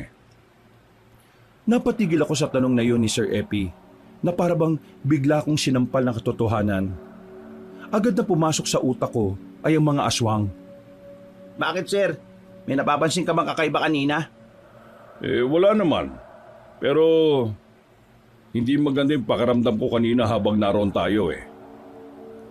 Maya-maya may biglang sumigaw na babae. Naalarma kami nang marinig yun na nanggagaling sa bahay nila Sandra. Napalingon kami kagad. Napansin namin nagkakagulo na ang mga tao roon. Buti na lang ay hindi pa kami nakakalayo. At dahil daladala naman namin ang mga armas at sandata, hindi kami nagdalawang isip na balikan sila. Pagdating namin, meron kaming nakitang isang babae na sugatan. Ang unang pumasok sa isipan ko ay hanapin agad si Sandra. Hinugot ko kagad ang espada ko. Pinaalis namin ang mga naroroon. Pagkatapos, sandaling namayani ang katahimikan. Wala kaming naririnig na kahit na ano. Sobrang tumahimik. Bagay na kinababahala ko rin. Lalo na't hindi ko makita si Sandra sa mga pagkakataong yun. Marahang kaming naglakad papunta sa gilid ng bahay ni Sandra. Hindi nagtagal, nakita namin ang isang aswang na sumisiksik sa silong ng bahay. Walang sinayang na pagkakataon si Sir Epi at Enteng. Niratrat nila agad ng bala ang aswang na yun. Ang kaso, hindi lang pala yun nag-iisa. Meron pa sa mga gilid-gilid at sa bubong. Kami naman ang inatake nila. Nagkadikit kaming dalawa ni Ingo habang pumapalibot sila sa amin. Kaya na namin ni Ingo ito. Focus kayo sa iba. Sigurado ka ba, Mayor? Sinabi ko huwag mo akong tatawagin Mayor eh. Parang mas marami yata sila ngayon ah. Sa nangyari nung nakaraan, malamang sa malamang. Magpapadala na sila ng mas maraming aswang. Alam na nila kung ano ang kaya nating gawin eh. Kaya pre, manda ka. Huminga na muna ako ng malalim kabanong. Muli akong nakaramdam ng pag-init ng anting-anting. Naiipon na naman ang kakaibang enerhiya sa kamay ko. Maya-maya lang, kusa na silang umatake. Agad kong winasiwas ang itak na hawak ko. Napabagsak ko kagad ang 3 aswang. Pero tuloy-tuloy lang ang iba sa paglapit sa akin. Habang tumatagal, napapansin ko na mas bumibilis sa mga aswang na nakakalaban namin. Kaya agad kong pinasama si Ingo kina Sir Epi at Enteng. Sinolo ko ang mga aswang sa bakuran. Wala na akong pakialam kung ilan sila. Masyado kayo malilikot ah. Sige, maglilikot din ako. Gamit ang kapangyarihan ng anting-anting, mas bumilis ang kilos ko. Kita kong kinabigla din yun ng mga nilalang. Habang gulat na gulat pa sila, sinamantala ko ang pagkakataon para tudasin silang lahat. Bumuntong hininga na lang ako nang masiguro kong nauubos ko na ang mga aswang. Ha! Sadyang magaling ka talaga, lalaki ka. Mabuti naman at nagpakita ka na rin. Matatapos na rin kita. Ako? Matatapos mo? Kung kaya mo akong habulin! Biglang gumapang palayo ang matandang aswang. Paalis na sana ako nang biglang may humawak sa kamay ko. Pagtingin ko ay si Sandra pala yun. Punong-puno ng pangamba ang ekspresyon ng kanyang muka. Mag-iingat ka, Carlos! Mag-iingat ako. Sige. Sinundan ko ang matandang aswang hanggang sa makarating na kami sa kakahuyan. Nagtataasang pine tree ang naroroon. Malayo-layo na rin yun sa bahay nila Sandra. Nakatayo lang ang matanda at parang talagang hinihintay nila akong makasunod. Sa mga oras na yon, aminadong medyo kinakabahan ako dahil pakiramdam ko merong kakaibang binabalak ang matanda, kaya malakas ang loob niya. Tunay ngang taglay mo ang katapangan dahil sumunod ka sa akin dito. Kahit saan ka magpunta, susundan kita para lang mapatay ka. Nung unang laban natin, naisip ko na totoong kagaya ang nga niya. Mabagsik ka rin, na kung tutuusin, bago ka pa lang sa ganitong larangan. Pero kakaiba ang husay mo sa pakikipaglaban. Hindi ko kailangan ng mga peking papuri mo. At sino yung sinasabi mo na kagaya ko, ha? Carlos, sumama ka na lang sa akin. Siguradong matutuwa siya kapag nakita ka niya ulit. Ano pinagsasabi mo? Naiibang ka na ba? Bakit ako sasama sa'yo? Hindi nga kita kilala eh. Isa pa, aswang ka. At ang mga aswang na kagaya mo, dapat lang na pinapatay para wala nang salot sa mundong ito. Salot? Yun bang tinuro sa iyo ng mga tao, Carlos? Ang tunay na salot sa mundong ito ay ang mga tao mismo. Sila ang nagpapalaganap ng kasamaan at abuso sa lipunan at hindi ang mga aswang. Kaya sumama ka na sa amin. Sakaling sumama kay gagawin kitang kagaya namin. Manahimik ka! Hindi ko alam ang pinagsasabi mo at wala akong interes na makinig pa sa'yo. Naiinis na ako sa mga pinagsasabi ng matandang aswang ng mga sandaling yon, Kabanong. Kaya naman, tumakbo ko ng mabilis gamit ang kapangyarihan ng anting-anting. Hindi na niya namalaya na nasa gilid na niya ako.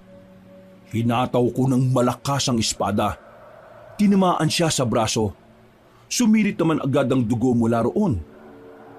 Mabilis naman siyang dumistansya, pero kakaiba siya sa mga sandaling yon. Parang hindi man lang siya nababahala na tinamaan ko siya kaagad. Muli akong umatake sa kanya. Palipat-lipat lang siya sa mga puno. Hindi ko siya tinitigilan. Maya-maya pa, bigla na lang akong nakaamoy ng masangsang. Isang amoy na parang nanggagaling sa lupa. Masakit sa ilong at hindi nagtagal, nakaramdam na rin ako ng pagkahilo. Anong nangyayari sa akin? Hindi ka ba nagtataka kung bakit kita dinala rito? Pambihira talaga ang mga tao. Masyadong mga emosyonal. Nakalimutan ng gumamit ng utak. Iho, nahulog ka na sa bitag ka. Hindi ako magpapatalo sa iyo, matanda ka. 2 minuto lang ay unti-unti ka na rin makakatulog. Kaya ngayon pa lang, tanggapin mo na ang susunod na mga mangyayari. Magiging isa ka na rin sa amin. Hindi! Manigas ka! Hinawakan ko ang kwintas at dinama ko ang kapangyarihan niya. Naramdaman ko na lang na nag-init ang buong katawan ko. Dahil dito ay nawala ang pagkahilo ko at parang muli akong natauhan. Nagulat ang matandang aswang. Hindi siya makapaniwala na nakawala ako sa tinatawag niyang patibong. Ha! palasa! Oo, emosyonal ang mga tao. At kayo mga aswang, wala kayo nun. Kaya kahit na kailan, hindi nyo maintindihan kung anong pakiramdam ng merong pinoprotektahan. Mabilis akong tumakbo ulit patungo sa kanya. Sa sobrang bilis ko, ay hindi na niya ako namalayan. Tinara ko kaagad ang espada sa tiyan niya at agad na hinugot. Dumistansya siya ulit habang tinatakpan ng butas sa kanyang tiyan. Pagbabayarin kita sa ginawa niyo sa kapitan ng barangay na yon. Uumpisahan ko sa iyo. Sandali lang. Kapag pinatay mo ako, magagalit siya sa'yo. Tigilan mo ng pagsasalita ng mga walang kwentang bagay kasi wala akong interes sa siya na sinasabi mo. Muli ko siyang hinagupit ng espada. Maraming beses. Sa iba't ibang parte ng katawan niya ang tinamaan ko. At sa mga sandaling yon, unti-unti na siyang bumagsak. Nanlalaki ang mga mata niya nang mapahiga na siya sa lupa. Nagkamali ka ng kinalaban. Masyado mong minalit ang baguhan na kagaya ko. Hindi kita minamaliit. Dahil unang kita ko pa lang sa anting-anting na yan. Alam kong magiging kagaya mo rin. Hindi na niya naituloy ang sasabihin niya nang malagutan na siya agad ng hininga. Napabuntong hininga na lang ako, Kabanong. Mabuti na lang talaga ay nagabit ko ng maayos ang kapangyarihan ng anting-anting. Dahil kung hindi, baka nakuha na niya. Kung sino man ang sinasabi mong siya ang isusunod ko. Hindi na ako nagtagal sa lugar na iyon, Kabanong, at binalikan ko na lang din ang mga kasama ko. Pagdating ko ay maraming aswang na ang kumakalaban sa kanila.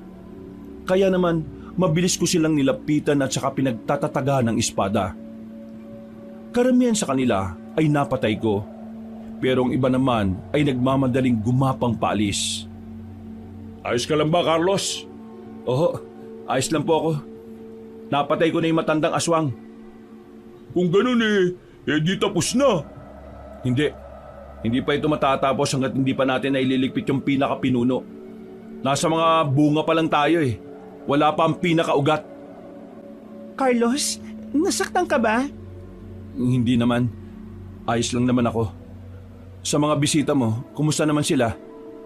Ilan sa kanila nasugatan nung sinubukan silang hilahin papasok sa sulok. Mamaya pagsikat ng araw, bigyan ng babala ang lahat ng mga nandito. Lahat ng mga marurunong humawak ng itak, abisuhan na maghanda. Nararamdaman ko na may paparating na mas malalang gulo. Kahit ako rin ay kinabahan sa mga sinabi kong yon, pakiramdam ko kasi ay makakaharap ko na ang pinakapinuno nila. Bumuntong hininga na lang ako. Sa oras na yon ay hindi na naman kami nakatulog. Nagbantay lang kami sa paligid, paikot-ikot sa buong barangay. Pagsapit naman ng umaga, nagbahay-bahay na kami para kausapin ang mga tao. Halo-halo ang reaksyon. May ilan sa kanila na desperado nang mapatay ang mga aswang. May ilan din namang natatakot pa rin. Pero mas marami ang buo ang loob na lumaban sa mga aswang. Bagay na nagpapalakas din ang loob ko. Lumipas ang ilang araw, wala na namang paramdam ang mga aswang.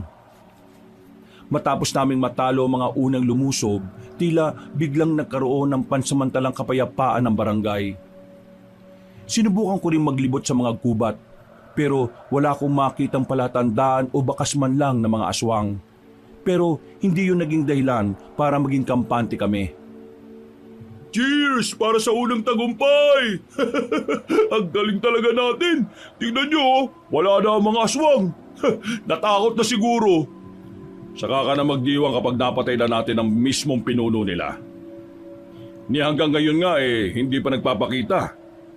Tingin ko talaga nagmamasid lang yung mga yun eh. Naghahanda sila. Pinag-aaralan na nila kung paano nila tayo tatalunin. Kaya dapat ganun din tayo. Hindi pwedeng maging petiks tayo dito. Mas mabangis sa mga susunod na aswang. Ang tagal namang matapos ito para pumaldo na talaga. Siya nga pala, ano nang balita kay Sandra? Hindi na ba nauwi ng bahay? Ang sabi niya sa akin, nasa kabilang barangay lang siya. Kasama naman niya yung mga kamag-anak niya rin eh. Tingin ko dapat isama natin si Sandra sa atin eh. Babae yun, mabagal yun. Alos, pre, paano kung sa mga nakalipas na araw, nalaman na ng mga aswang na meron kang pagtingin kay Sandra? Paano kung gamitin nila si Sandra laban sa'yo? Nagkatinginan kami ni Sir Epi. May punto naman kasi ang sinabi ni Ingo. Kahit kasi hindi naman talaga kami magkasintahan ni Sandra, hindi may kakaila na sa maikling panahon ay naging malapit na kami sa isa't isa. Pero hindi ko rin maisip na isama siya sa mga lakad namin, lalo pat sobrang delikado. Hindi natin siya pwedeng isama. Hindi ako makakagalaw kung meron akong iniintindi pang iba. Paano nga kung kunin siya ng mga aswang? Anong gagawin mo? E di, gagawin ko ang lahat para mabawi siya. Inom na ulit. Masyado ng seryoso ang usapan eh. Nandito tayo para magpakalma. Basta, wala lang masyado magpapakalasing ah. Mahirap na. Baka biglang umatake ang mga aswang at wala tayong magawa. Napatingin na lang ako sa malayo. Aminadong kinakabahan din ako para sa kaligtasan ni Sandra. Ipinagdarasal ko na sana walang mangyaring masama sa kanya. Dumaan pa ang mga araw at naging isang buwan na rin, pero wala pa rin ang presensya ng mga aswang sa paligid. Hindi nagiging aktibo ang anting-anting. Kahit ang mga tao na katulong na rin namin sa pagroronda ay wala silang namamataan kahit na isang aswang. Nakapagdulot man ng panandaliang kapayapaan ay nagdulot din naman ito ng pagkabahala para sa lahat. Dakong 11:00 ng tanghali, pinuntahan ko si Sandra para siguruhin na nasa maayos silang kalagayan. Yun ang unang pagkakataon na nagpunta ko roon matapos ang isang buwan. Masaya naman si Sandra. Ligtas siya at walang kahit na anong bakas na dulot ng aswang. Mabuti naman at napadalaw ka. Sa totoo lang, namiss kitang makita eh. Naisip ko lang kasi kung ayos lang ba kayo rito. Masaya ako malaman na ligtas kayo rito ng mga kamag-anak mo. Huwag ka mag-alala sa amin. Marami sa mga kamag-anak ko mga dating sundalo. Kaya nila akong protektahan. Mabuti naman kung ganon. Pumasok ka muna para mapakilala kita sa mga kamag-anak ko. Hindi na. Sumaglit lang talaga ako dito para makita kita at para maibigay na rin to. Dinukot ko sa bulsa ko ang isang pulseras na gawa sa mga shell. Nakita ko naman agad ang pag-arko ng kanyang ngiti. Namumula pa ang mukha niya dahil doon. Ako naman ay nakakaramdam na rin ng hiya pero tinigasan ko na lang ang pagmumukha ko. Para sa akin talaga to? Oo, para sa iyo talaga yan.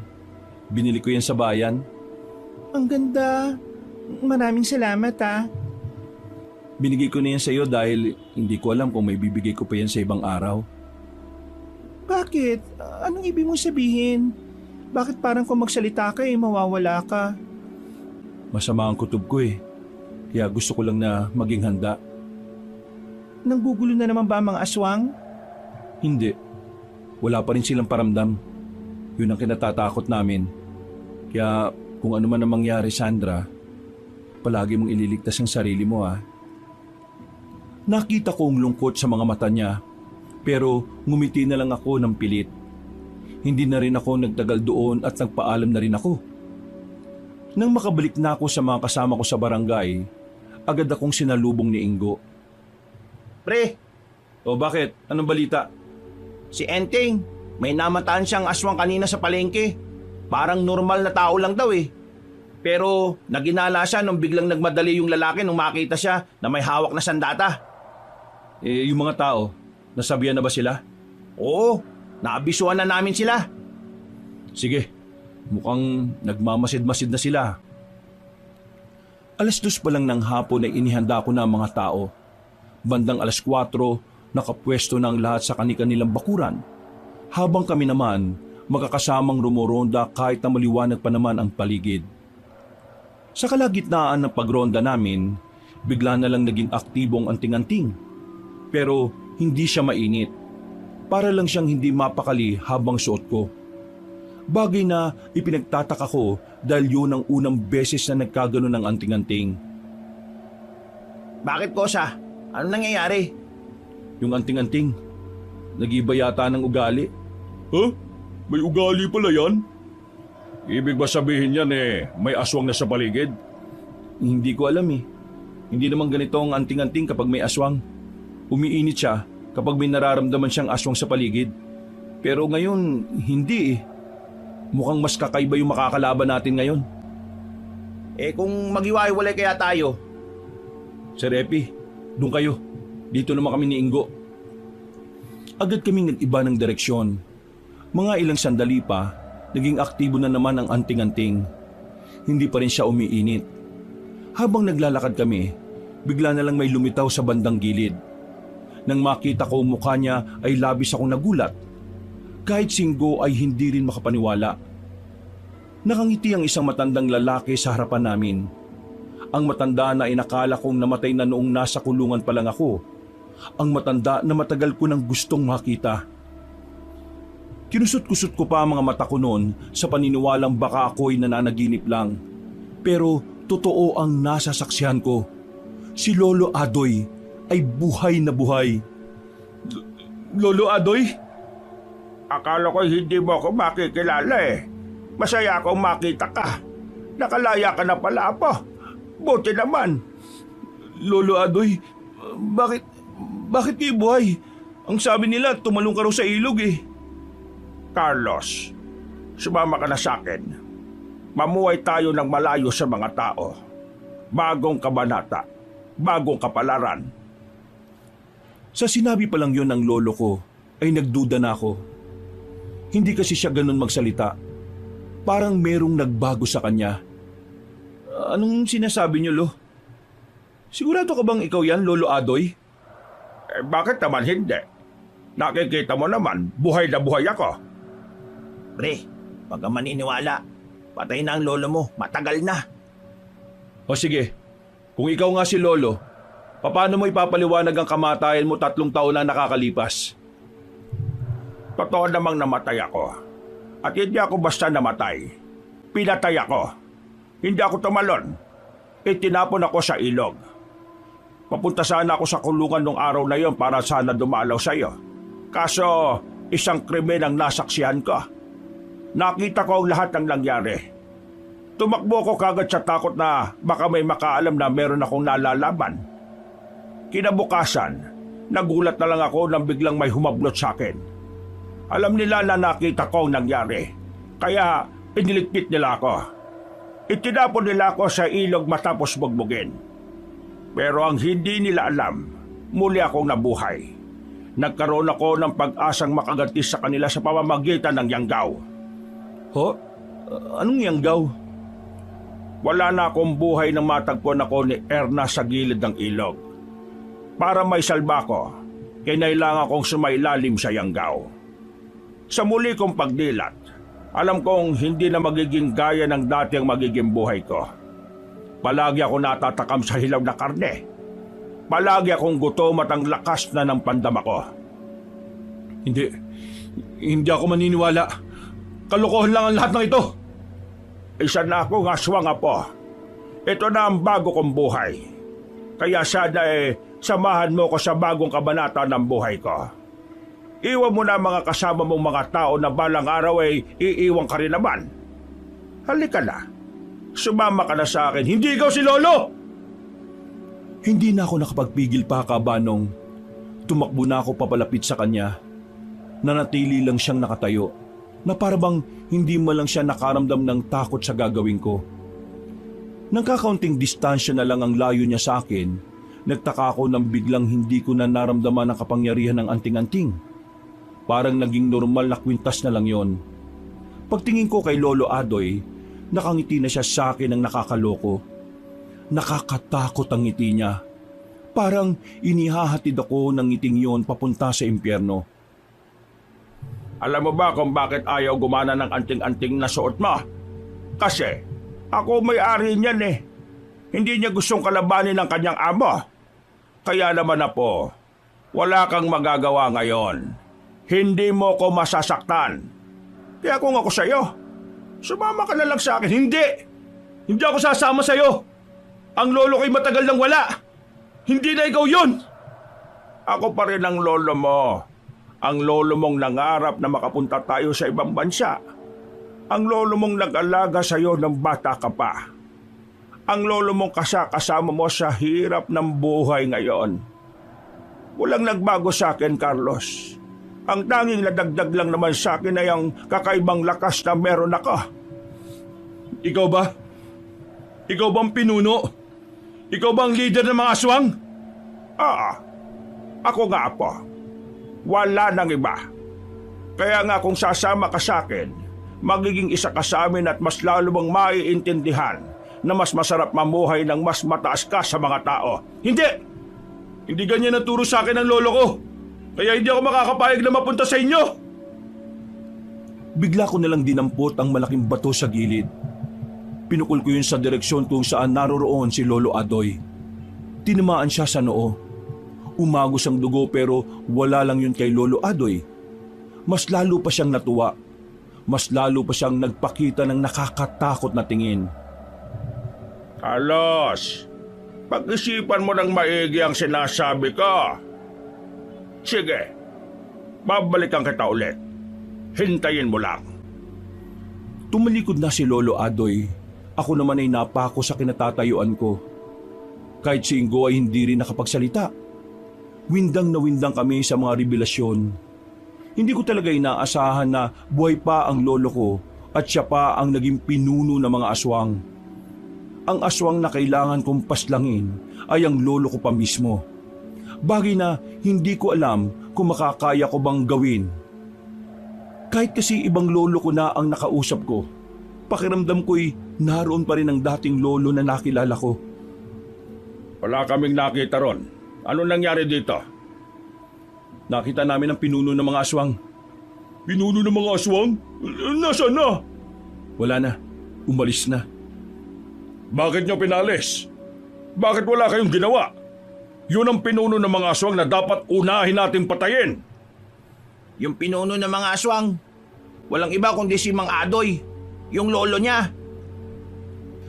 Nagsulubong agad ang kilay ni Sir Epi nang marinig yon. Kitang-kita sa mukha niya ang kalituhan.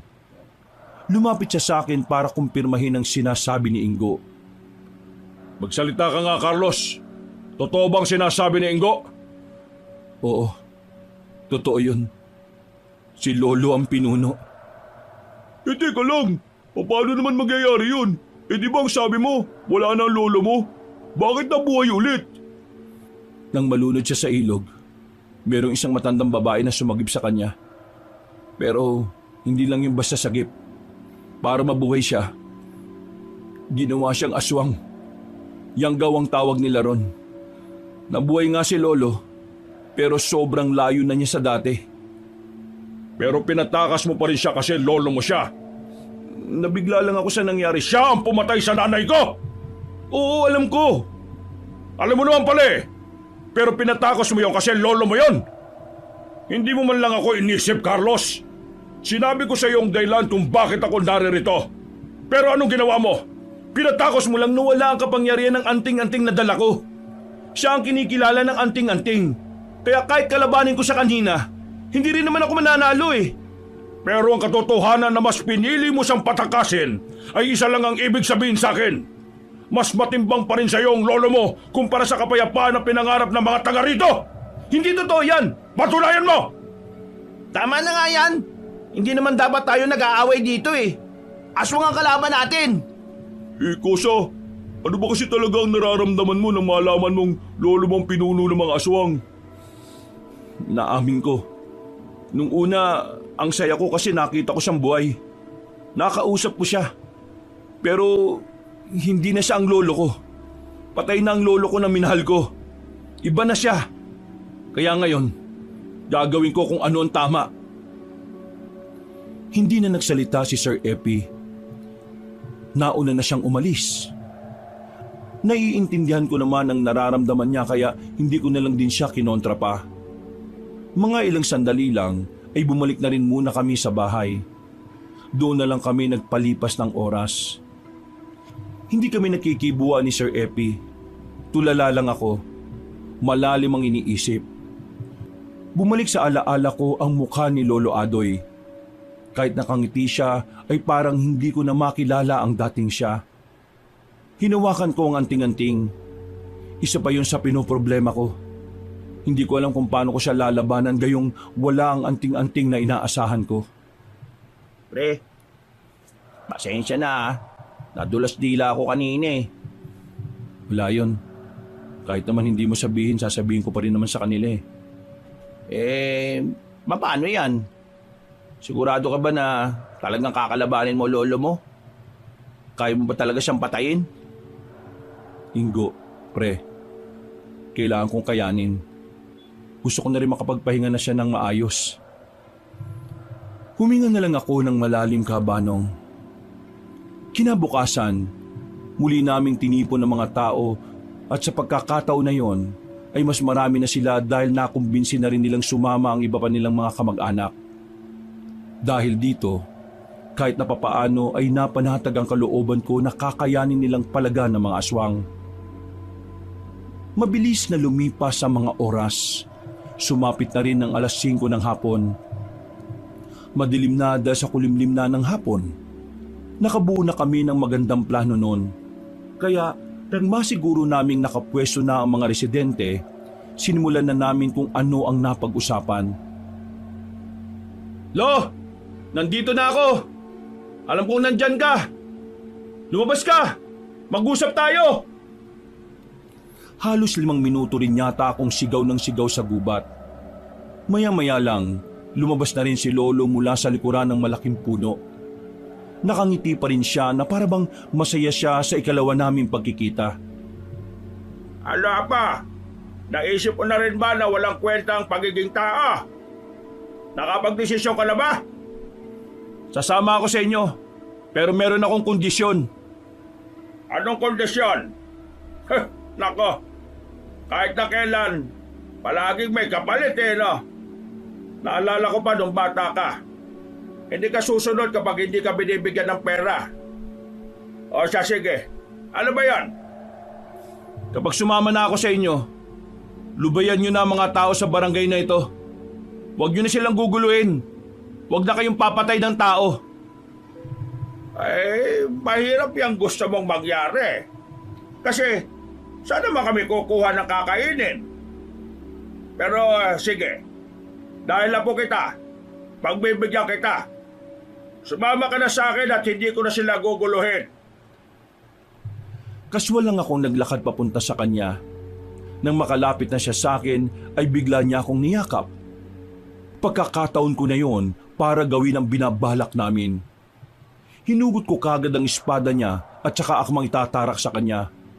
Pero nagulat na lang ako nang mapigilan niya ako kahit hindi naman siya nakatingin sa gagawin ko. Akala mo ba madali ako maloloko, Carlos? Masyado mo yatang minamaliit ang kagaya ko. Isa akong gabunan. Hindi ako tanga. Bigla na lang humaba ang buhok ni Lolo at naging kulay puti. Ang ilang parte naman ng kanyang katawan ay naging kulay itim na rin. Wala siyang sinayang na pagkakataon. Dinakma niya ako sa liig at saka binalibag. Kung hindi lang din kita mapapakinabangan, papatay na lang din kita. Kesa naman maging banta ka sa lahi na binubuo ka. Lo, naalala mo pa ba yung sinabi mo sa akin nung bago ako makulong? Sinabi mo sa akin na kahit na anong mangyari, hindi mo hahayaan na masaktan ako. Na ikaw sa lahat ng oras ang poprotekta sa nag-iisang apo na kasama mo. Lahat lang yun tinandaan ko, Lo. Kaya hindi ko matanggap. Bakit ka naging ganyan? Bakit? Tama lang na naging aswang ako. Kung hindi ko rin makukuha ang hustisya para sa akin. Dahil sa pagiging aswang, nakaganti ako sa mga taong nagtapon sa akin sa ilog. Kaya ikaw, Carlos, pasensya ka na dahil wala na akong pakialam sa'yo kahit kaunti. Muli niya akong inatake. Bumulandra naman ako sa puno. Hindi pa siya nakontento. Binalibag niya pa ako. Pagtingin ko sa espada ko, ang layo pala niya sa akin. Hindi rin gumagana ang anting-anting na suot ko. Kaya sa mga sandaling yon ay parang nawawalan na rin ako ng pag-asa. Kahit na ano pang ipaalala mo sa akin, wala na akong pakialam. Ang mahalaga sa akin ay ang mga aswang. Ang pamilya na binubuo ko. Marana akong bumangon, Kaabanong. Kahit na alam kong hindi naman ako makakatama sa kanya, tumakbo pa rin ako palapit kay Lolo. Binalbag niya lang ako at pinatama pa sa malaking ugat ng puno. Pero sinadya ko yun para makalapit ako sa espada ko. Hindi mo na magagamit ang anting-anting na yan. Dahil kahit hindi ko yan isuot, at kahit na ilang taon ko nang hindi siya nakikita, ako pa rin ang susundin yan. Nagkakamali ka, Lo. Nagkakamali? Ano pinagsasasabi mong sinaulo ka? Ang anting-anting ay nakapanik sa kabutihan. Walang anting-anting sa mundong ito ang umanib sa kasamaan. Kaya kahit ikaw ang may-ari nito, kampante akong susundin niya rin ako. Dahil ako ang nasa kabutihan. Sa sinabi kong yun ay biglang umilaw ng malakas ang anting-anting na suot ko. Nasilaw si Lolo Adoy sa lakas ng liwanag na nalikha nito. Naramdaman ko naman na parang gumaan ang katawan ko. Nawala ang sakit na nararamdaman ko at parang nagkaroon ako ng nag-uumapaw na lakas. Pag-alis ng liwanag, lumipad ang espada papunta sa akin. Nanlalaki ang mga mata ni Lolo nang nasa harapan na niya ako. Hindi na ako nagdalawang isip pa. Kahit na masakit sa akin ang gagawin ko, itinara ko pa rin sa kanya ang espada. Ang espada na siya mismo ang gumagamit noon. Ito na ba? Ito na ba ang katapusan? Lo, magpahinga na po kayo. Nakita kong ngumiti si Lolo. Ang ngiting yun ay ang ngiting palagi kong nakikita tuwing umaga, tanghali at gabi. Ang ngiti na punong-puno ng kagalakan. Ang ngiti na nakakagaan sa pakiramdam. Pakiramdam ko noon, Kaabanong, nagbalik si Lolo sa dati. Salamat, Carlos, Apo. Salamat dahil hanggang sa huling sandali, ako pa rin ang iniisip mo. Maraming salamat dahil makakapagpahinga na ako. Lo, tawarin mo ako. Wala ako sa tabi mo nung ginawa nila sa iyo yun. Patawarin mo ako. Wala kang kasalanan, Apo. At kahit na kailan, hindi kita sinisisi.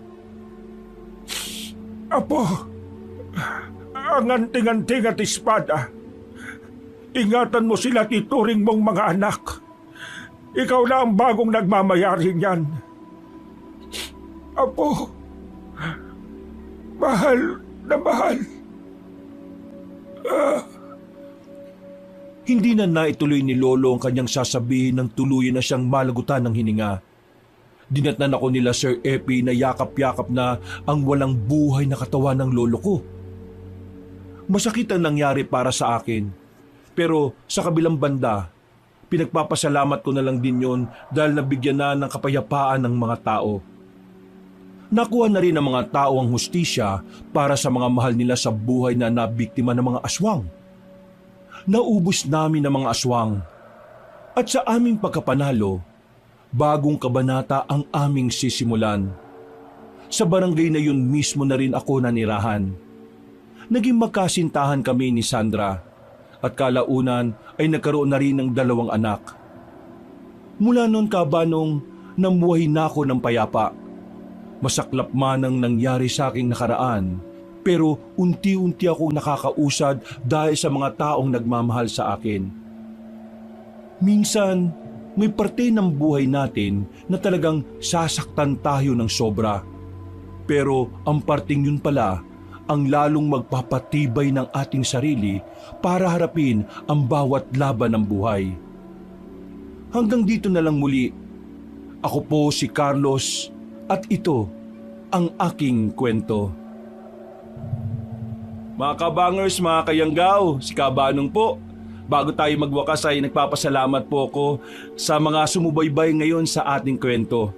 Sana po'y nagustuhan niyo po ang kwento natin ngayong araw at kung sakali man na nagustuhan niyo ito, at bago lang po kayo sa ating channel, ay mag-subscribe po kayo at pindutin niyo po ang notification bell para lagi po kayong nano-notify ng mga bago natin mga videos. Kung medyo nabitin po kayo, iniimbitahan ko kayo sa iba nating mga channel na panoorin din po ito. Ang Pamela Clamil na channel natin. Mag-subscribe rin po kayo doon kasi konti pa lang po mga subscriber natin. At huwag niyong makalimutan na mag-comment rin at mag-like. Kung medyo nabitin pa rin po kayo, bisitahin niyo po yung bagong-bagong channel natin, ang Kabanong version 2.0, kung saan meron na pong moving images doon at meron na rin pong narration na meron pong music and effects. O di ba? Mas maganda. At syempre, huwag niyo pong kalimutan na mag-subscribe para makasama kayo sa first 100,000 subscriber ng channel na yon. At para hindi kayo mahirapan na hanapin ang mga channels na nabanggit, ilalagay po namin sa description or sa pin comment ang link ng mga channels. Hanggang sa susunod na mga kwento, wakas,